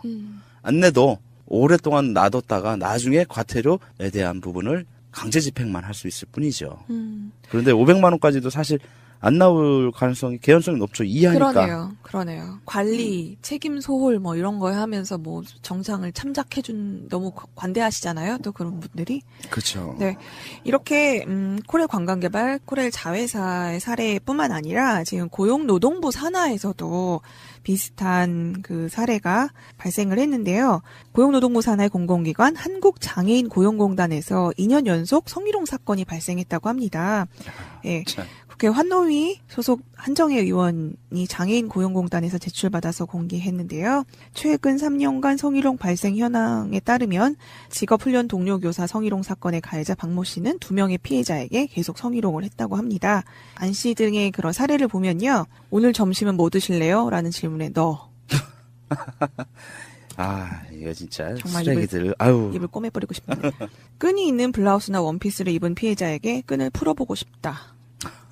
하고 목에 붙인 파스를 보고는 남자친구랑 전날에 얼마나 이게 이런. 완전 성희롱 중에서도 아주 극악한 성희롱인데요. 네. 직장 내 성희롱 중에서도. 네, 이런 막말을 했다고 하고요. 박 씨라는 분은 이 놈은 결혼하고 아기가 있는 사람은 여기 합격할 확률이 높다는데 아무나 잡아서 임신시켜 합격해야겠다. 야, 이거는 강간 모의죄 아닙니까? 그러니까요. 거의. 이거를 심각하다. 다른 직원이 지적을 하니까 괜찮은 분이 옆에 계셨나 봐요. 그러면 안 된다라고 지적하니까 오히려 화를 내고 큰 소리를 쳤다고 합니다.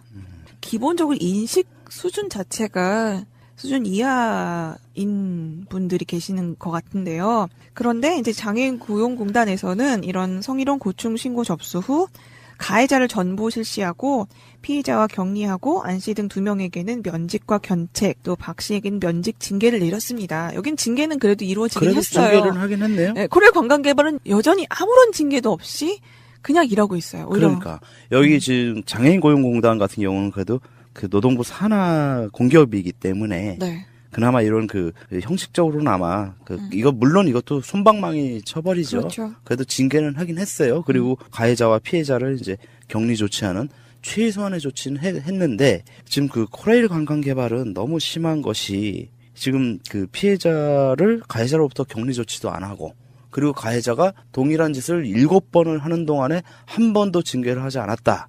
이거는 제가 봤을 때는 철피아라고 해야 되나요? 철피아. 그렇죠. 철피아들의 그 내부의 그 끈끈한 그 관계, 이 속에서 그냥 서로 봐주기 네. 하는 그런 과정이고, 특히나 코레일은 공기업이지만 코레일 관광개발은 사기업이잖아요. 그렇죠. 자회사가 보통 네. 다들 어느 정도 공기업 같은 책임성을 갖고 있을 거라고 생각을 하시는데 전혀 사실 아니죠.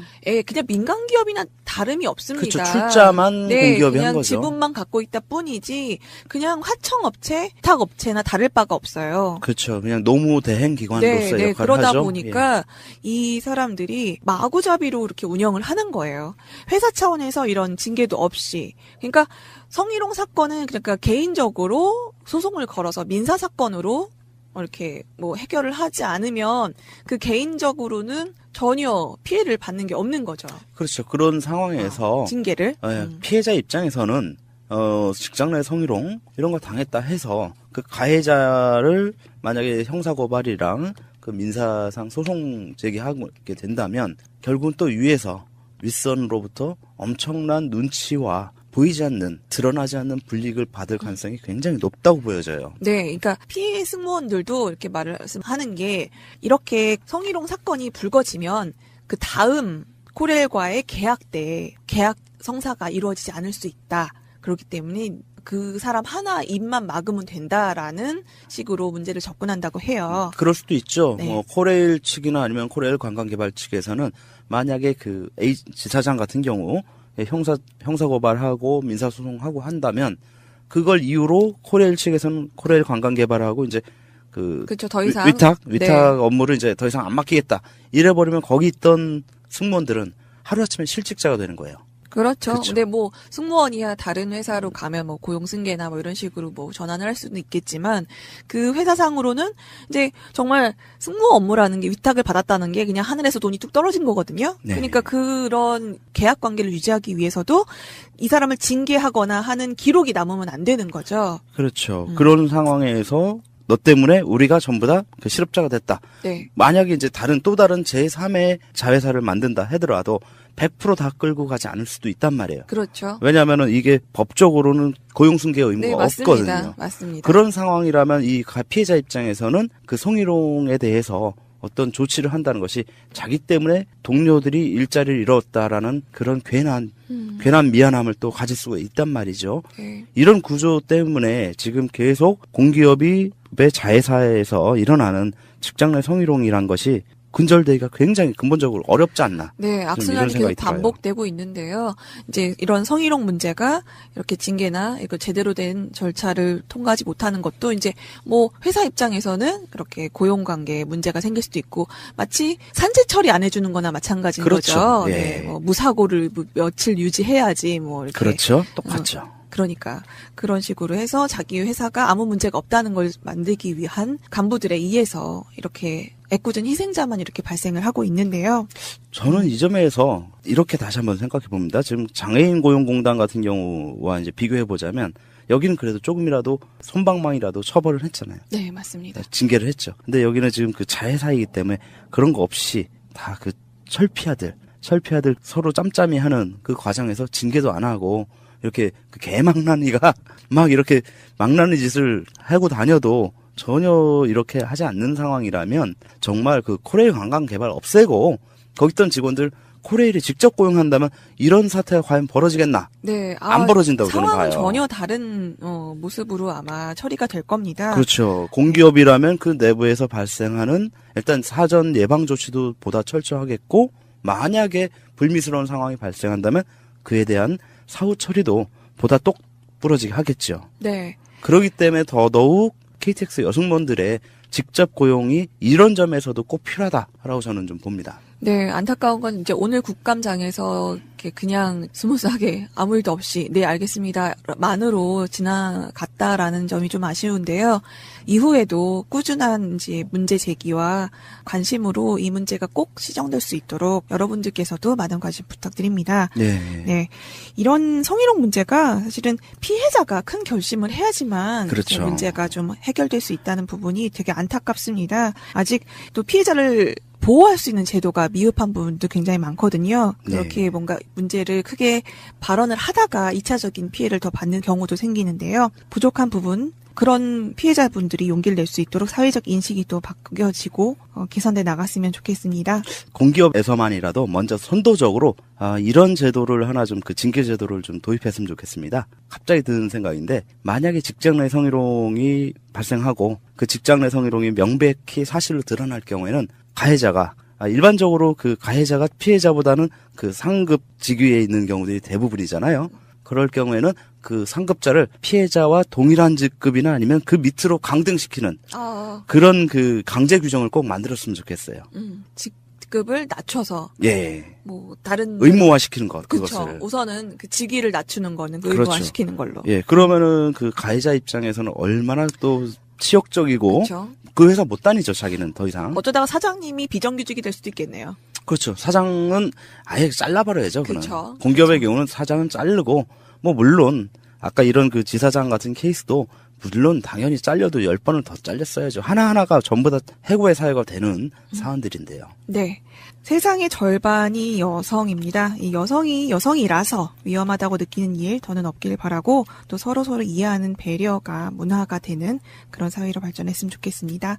네, 노무사님 오늘 말씀 고맙습니다. 네, 감사합니다.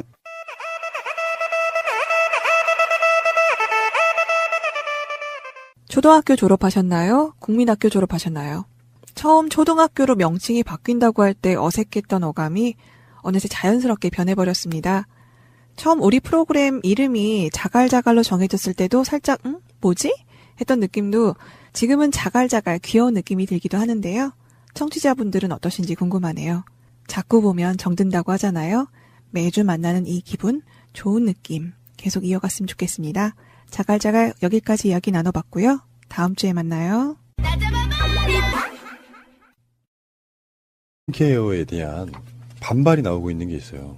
문재인 케어 중에 대표적인 게 이제 총액제라는 게 있어요. 예. 우리나라 예산이 있으니까 예. 지금까지 의사단체나 또는 약사단체나 이런 데서 건강보험을 통해 가지고 케어가 되지 않는 거 그런 것들은 의사들이 부르는 게 가격이었잖아요. 예. 그 의사들은 건강보험에서 보장해주지 않는 그런 나머지 빈틈을 이용해 가지고 돈을 벌어왔던 거예요. 근데 지금 문재인 케어의 핵심은 뭐냐면 그 모든 것들 성형 목적의 의료 행위만 아니면 전부 다 건강보험 안에 들겠다 이런 거거든요. 그렇죠. 그러면 어떻게 되냐면은 의사들의 진료 행위들을 지금까지 막 무한대로 벌어왔던 왜냐하면 정부가 정해놓지 않은 가격들 있잖아. 케어가 안 됐던 부분들의 가격들은 이제는 정부가 그걸 지정하게 되는 그 지정을 하게 되면 어떻게 되느냐 당연히 지정해야죠. 왜냐하면 예산의 한계가 있기 때문에 의사들 입장에서는 그게 싫은 거예요. 무한정 돈을 벌어왔던 거. 그래서 전반적으로 의사단체나 건강보험이나 이런 사람들이 이제 만나가지고 의료 행위에 있어갖고 총액제로 가자. 예산의 한계가 있으니까. 요거 반발하고 나오는 거죠. 제도로서의 민주주의가 흔들리고 구타는 일은 이제 없습니다. 민주주의가 밥이고 밥이 민주주의가 되어야 합니다. 총액계약제라는 낯선 용어 때문에 들으시는 분들이 의사들이 주장하는 게 약간 합리적인 근거를 가지고 주장하는 것처럼 느껴질 수도 있는데 제가 보기에는 지금 현재 어떻게 운영되고 있는가를 먼저 파악해야 돼요.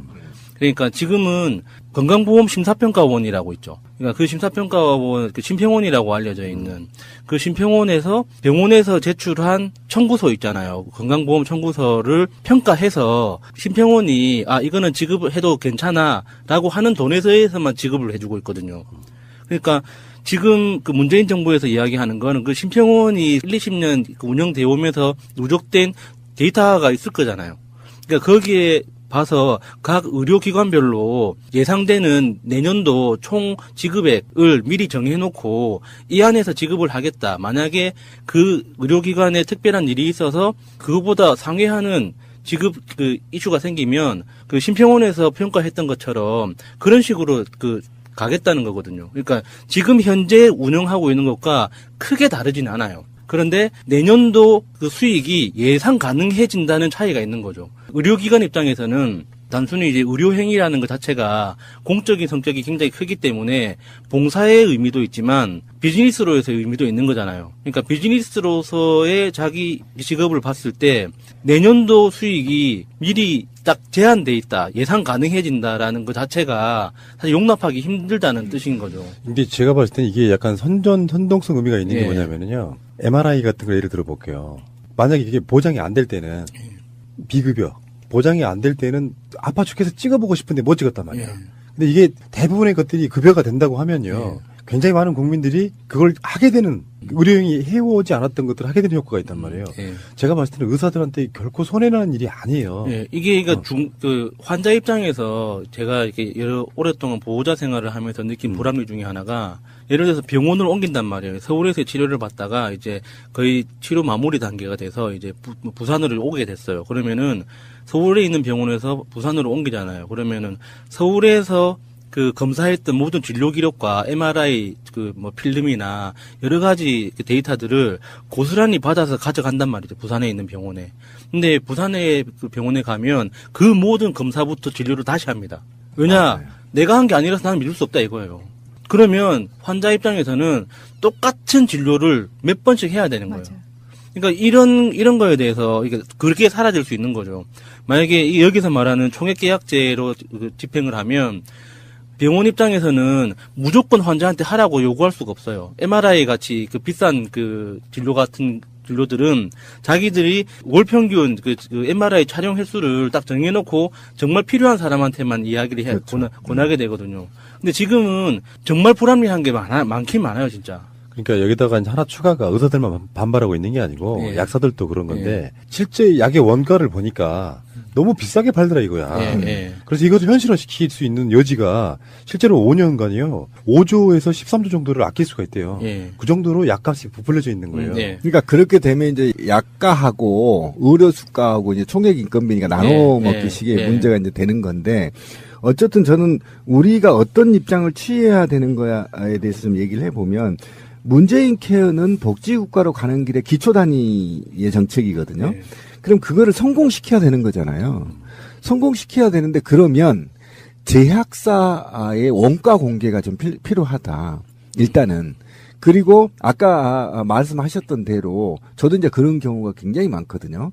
예를 들면 MRI를 찍었는데 그걸 복사해서 갖고 가는데 인정 안 해주잖아요. 그러니까 또 해야 되거든요. 그럼 이중주가 수가가 나가는 거잖아요. 그러니까 그렇다 보니까 이중적으로 지금 의료보험비가 탕진되고 있는 것이니, 지금 상태에서 어쨌든 모든 분야에서 투명해야만 선진국으로 가는 거 아닙니까? 그리고 함이에요.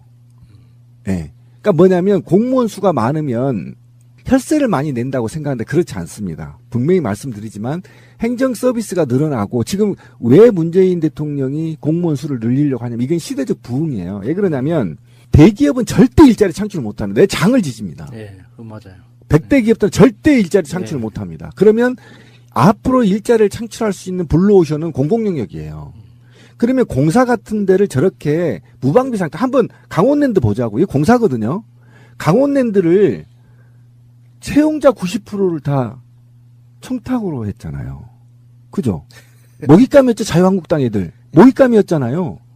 그러니 그 안에 강원랜드가 제대로 운영이 됐겠습니까? 안 되죠. 이겁니다, 제 얘기는. 그러니까 그 다음에 KT 한번 요즘 말이 많더라고요. KT를 완전히 민영화시켜서 어떻게 됐죠? KT는요, 아무리 적잖아도 책임질 주체가 없어요. 사규가 그래요. 누구도 책임 안 져요, 그냥.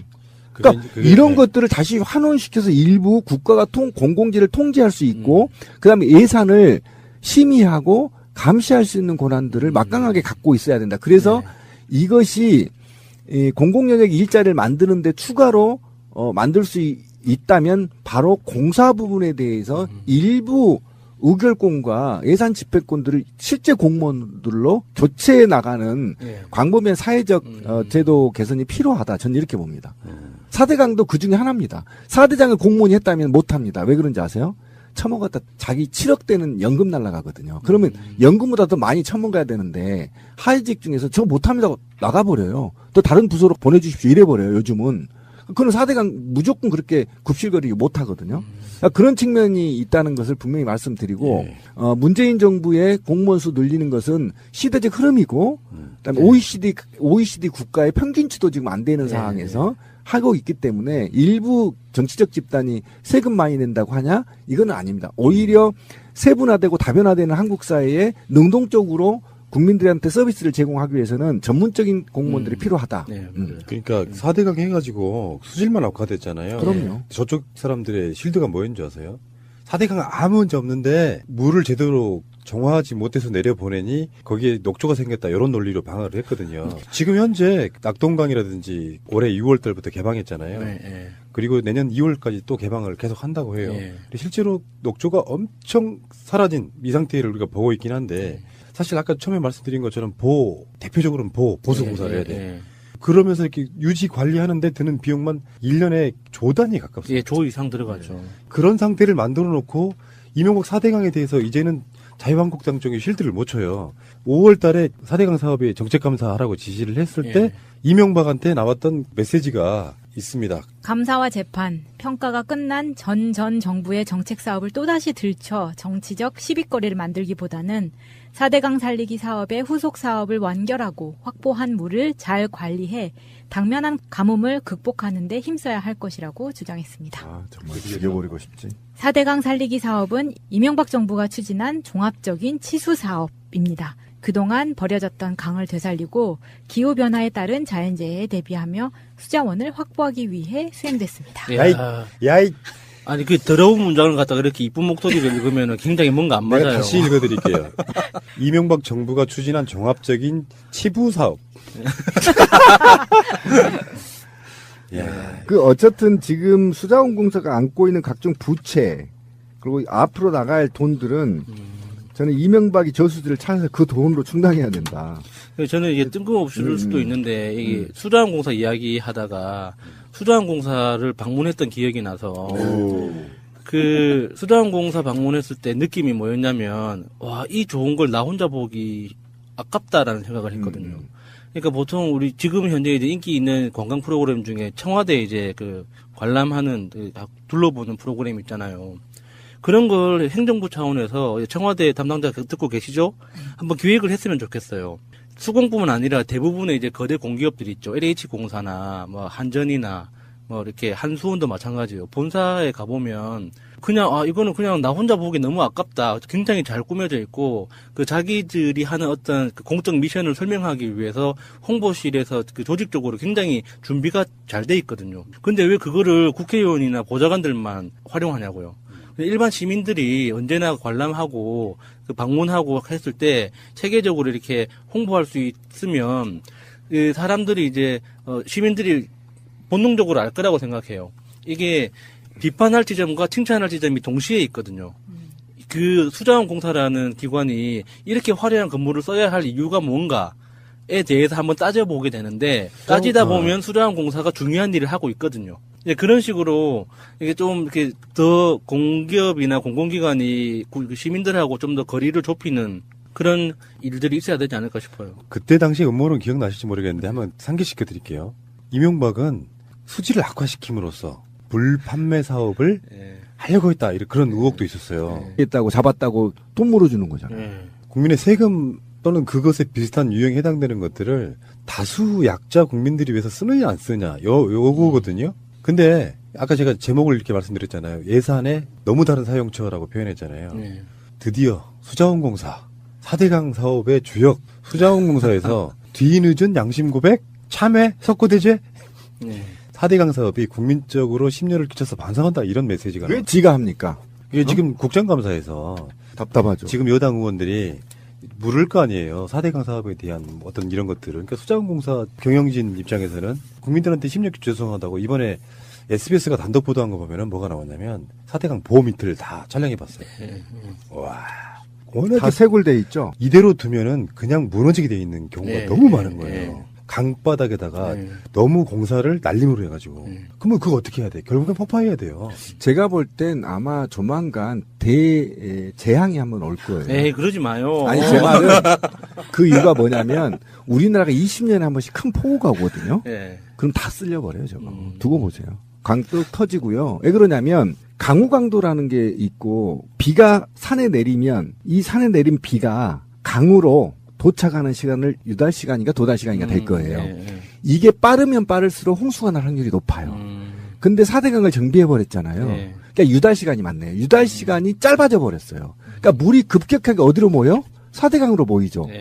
그럼 홍수가 날 수밖에 없어요. 그래서 강을 살리는 방식이 지류를 꼬불꼬불 하게 해놔야 유달 시간을 길게 잡고 땅도 물을 충분하게 스며들고 그러고 남은 물이 우수가 이제 이 강으로 오는 거거든요. 근데 이걸 직선화 시켜놨기 때문에 두고 보십시오. 이 뚝 무너질 가능성이 굉장히 높습니다. 그러니까 수공이 어떤 의미에서 뭘 반성한다는 거예요? 단기간에 대규모 건설이 이루어지다 보니 보호 안전성에 대한 우려가 초래됐고 사전 수요 예측이 부족해 용수 추가 확보에도 보용수 활용도가 저하됐으며 수질에 대한 사전 조사 및 데이터 분석 부족으로 녹조 발생을 예견하지 못해 적정 대응이 미흡했다고도 시인했습니다. 자, 4대강을 어떻게 만들었는지 다시 한번 상기시켜 드릴게요. 홍수 예방, 가뭄 예방, 수질 보호 이런 거에서 전부 다가 의미가 없다는 거잖아요, 지금. 가장 희한했던 게 그거죠. 예비 타당성 조사라는 거를 반드시 하게 돼 있잖아요. 그 500억 이상, 사업비 500억 이상의 정부 사업은 예비 타당성 조사를 반드시 하게 돼 있는데 4대강 관련한 사업 중에 예비 타당성 조사를 한 게 단 하나도 없죠. 수공이 4대강 사업에 8조 원을 부담했어요. 22조 중에. 2008년 부채가 2조 원이었습니다. 부채 비율이 전체 자산의 20%였어요. 그런데 2009년부터 12년까지 이게 이명박의 그 재임 기간이거든요. 4년은 전체 16개 보 중에서 5개 보하고 2개의 댐 건설을 직접 시행을 했어요. 2013년에 부채가 14조. 2조였던 게 불과 5년 만에 14조가 됐고요. 부채 비율이 20%였던 것이 121%로 뛰었습니다. 지난해 기준, 2016년 기준 부채 비율은 204.8%. 4대강에 투자했던 8조 원 중에서 6조 4천억 원이 회수가 불가능. 이거를 제외해도 부채 비율은 100.3%. 물론 수공의 잘못은 아니겠죠. 이명박 같은 자가 자기 낙하산으로 수자원공사 사장 내려보내고 국가의 예산이 부족하니 수자원공사 니들이 부담해서 만든 건데 사실은 우리가 다 알고 있잖아요. 이명박의 비리 중에 지금 뭐 다 쓰는 누구 겁니까? 그렇지만 4대강에 대해서는 우리가 직접적으로 이야기를 할 수밖에 없는 게 그런 것들인데 4대강 공사를 하기 전에 애초에 계획은 운하 형태로 만들어서 강을 깊게 판 뒤에 배가 다니게 하고 주요 요소의 지점에 항구를 만들자가 원래 계획이었다는 거예요. 그리고 항구가 들어설 지점으로 예측되는 곳에 땅을 무더기로 사놔. 그래서 자기 이름으로 안 사놓고 친척들 명의로 사놓고 자기가 거기다가 차압을 걸어놔. 차명으로. 이런 괜찮네. 헐. 새가 날아든다는 여러분들의 하트를 먹고 삽니다. 잊지 않으셨죠? 에피소드 제목을 누르고 플레이가 되면 오른쪽 위에 하트를 꾹 눌러주세요. 오늘도 감사합니다. 더 많은 분들이 들을 수 있도록 하트 꼭 눌러주세요. 이명박 박근혜 정부에서 우리는 충분하게 이제는 선진국으로 갈 수 있는 로데이터를 얻었다고 봐요. 신자유주의가 들어오면서 공무원이 감당해야 될 영역을 무차별 공사화시키거나 민영화를 시켰잖아요. 그러니까 공사를 시키면 이게 가장 중요한 게 뭐냐, 국정감사나 그 다음에 감사원 감사나 그 다음에 정부 감사 등이 약해요. 자체의 감사 규정을 갖고 있기 때문이에요. 그래서 이들이 삥땅치기도 편하고요. 국가 예산을 이용하기도 편하게 되어 있어요. 그러니까 대통령이 사장만 바꾸면 마음대로 해버리는 구조잖아요. 그래서 저는 아까 문재인 대통령이 이제 공공부문 일자리를 만든다고 했잖아요. 그래서 저는 일부 공사들을 50%를 공무원으로 다시 채용해야 된다. 그래서 국회에서 통제를 받고 감사원의 통제를 받아야 되는 거다. 왜 그러냐면 지금 OECD 국가의 공무원 수가 3분의 1 수준이고요. 인구 대비입니다. 그냥 수가 아니고 인구 대비로 24. 꼭 알아야 할 어제의 뉴스. 신고리 공론화위원회의 최종 발표 직전에 있었던 일반 여론조사 결과에서는 건설 재개와 중단 의견이 박빙의 차이를 보였습니다. 하지만 오늘 최종 결과는 예상을 빗나갔습니다. 공론화위는 지난 주말 시민참여단 합숙 토론을 마친 뒤 마지막 의견 조사를 하며 건설 재개와 중단을 양자택일로 물었습니다.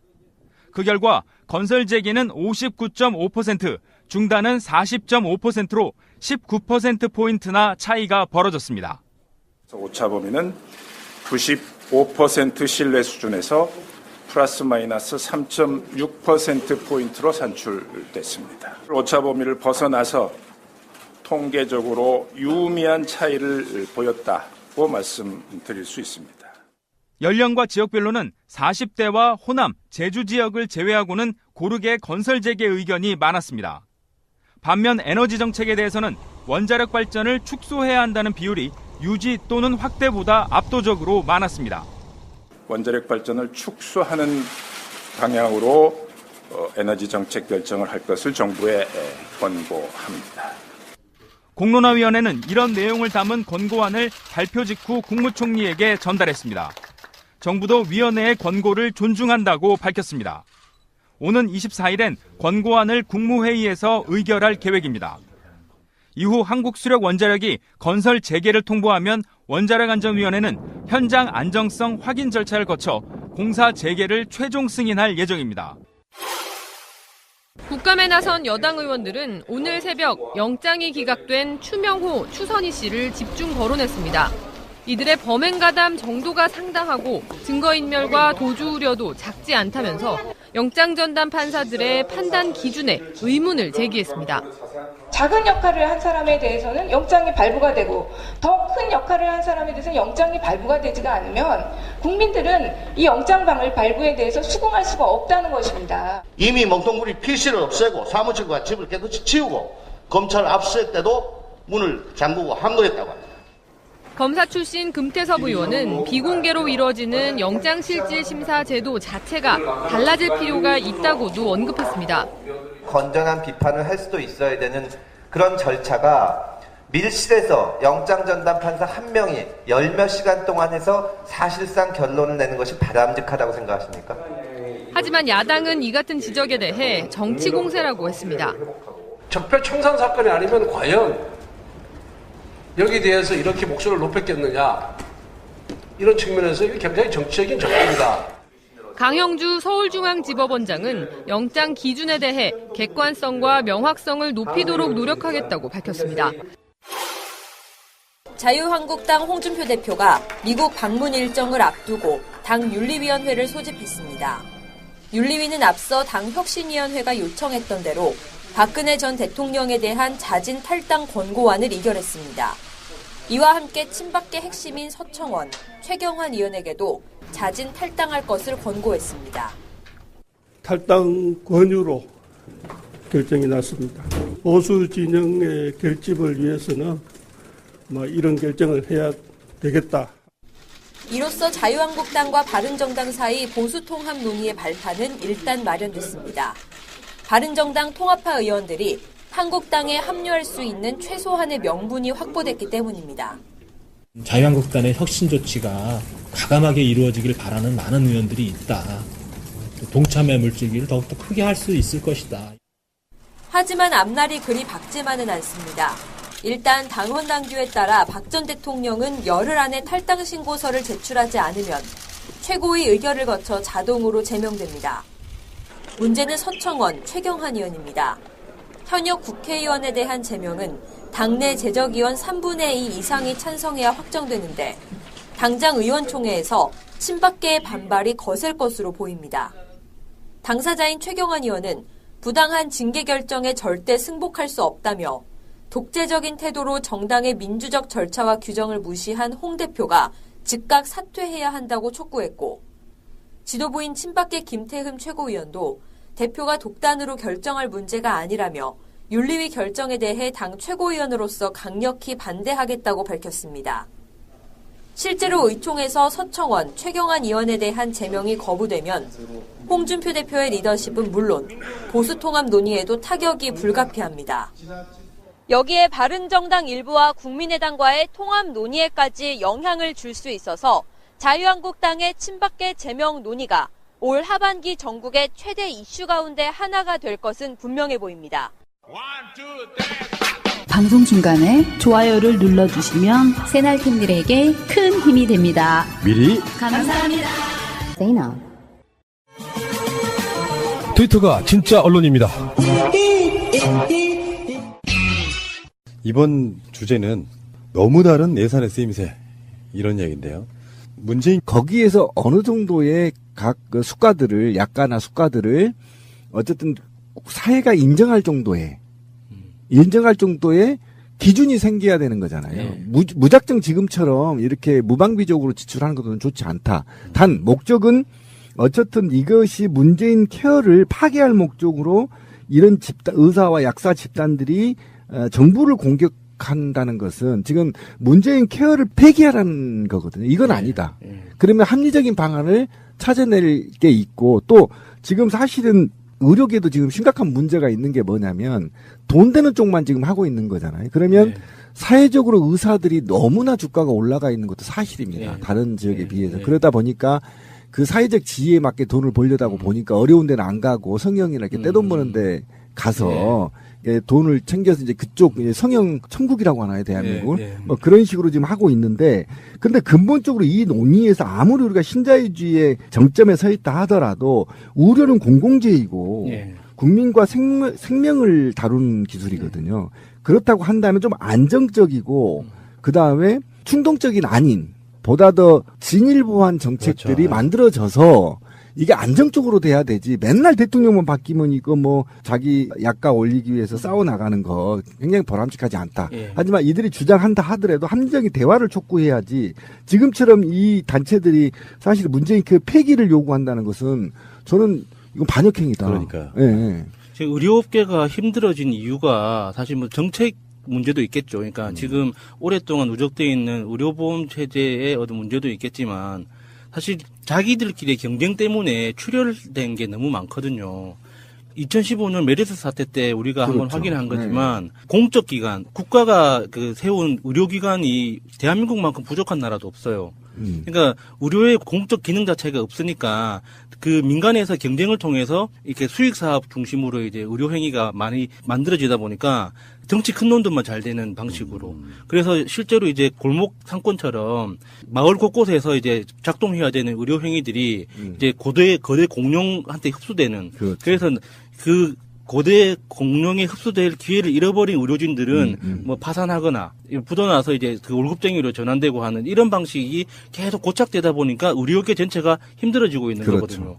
근데 그런 거에 대한 자기 반성은 없이 무조건 모든 힘든 원인이 정책 문제고 뭐 문재인 케어 때문이다 이렇게 이야기하는 거는 좀 무리가 있는 것 같아요. 근데 어쨌든 총액 계약제는 어떻게든 좀 손을 좀 보긴 봐야 돼요. 구성원들이 충분한 토론을 하고 국민적 합의를 걸쳐서 총액 계약제 같은 건 손을 봐야 되는 건 맞다. 그러나 문재인 케어를 폐기하라는 건 이건 아니다.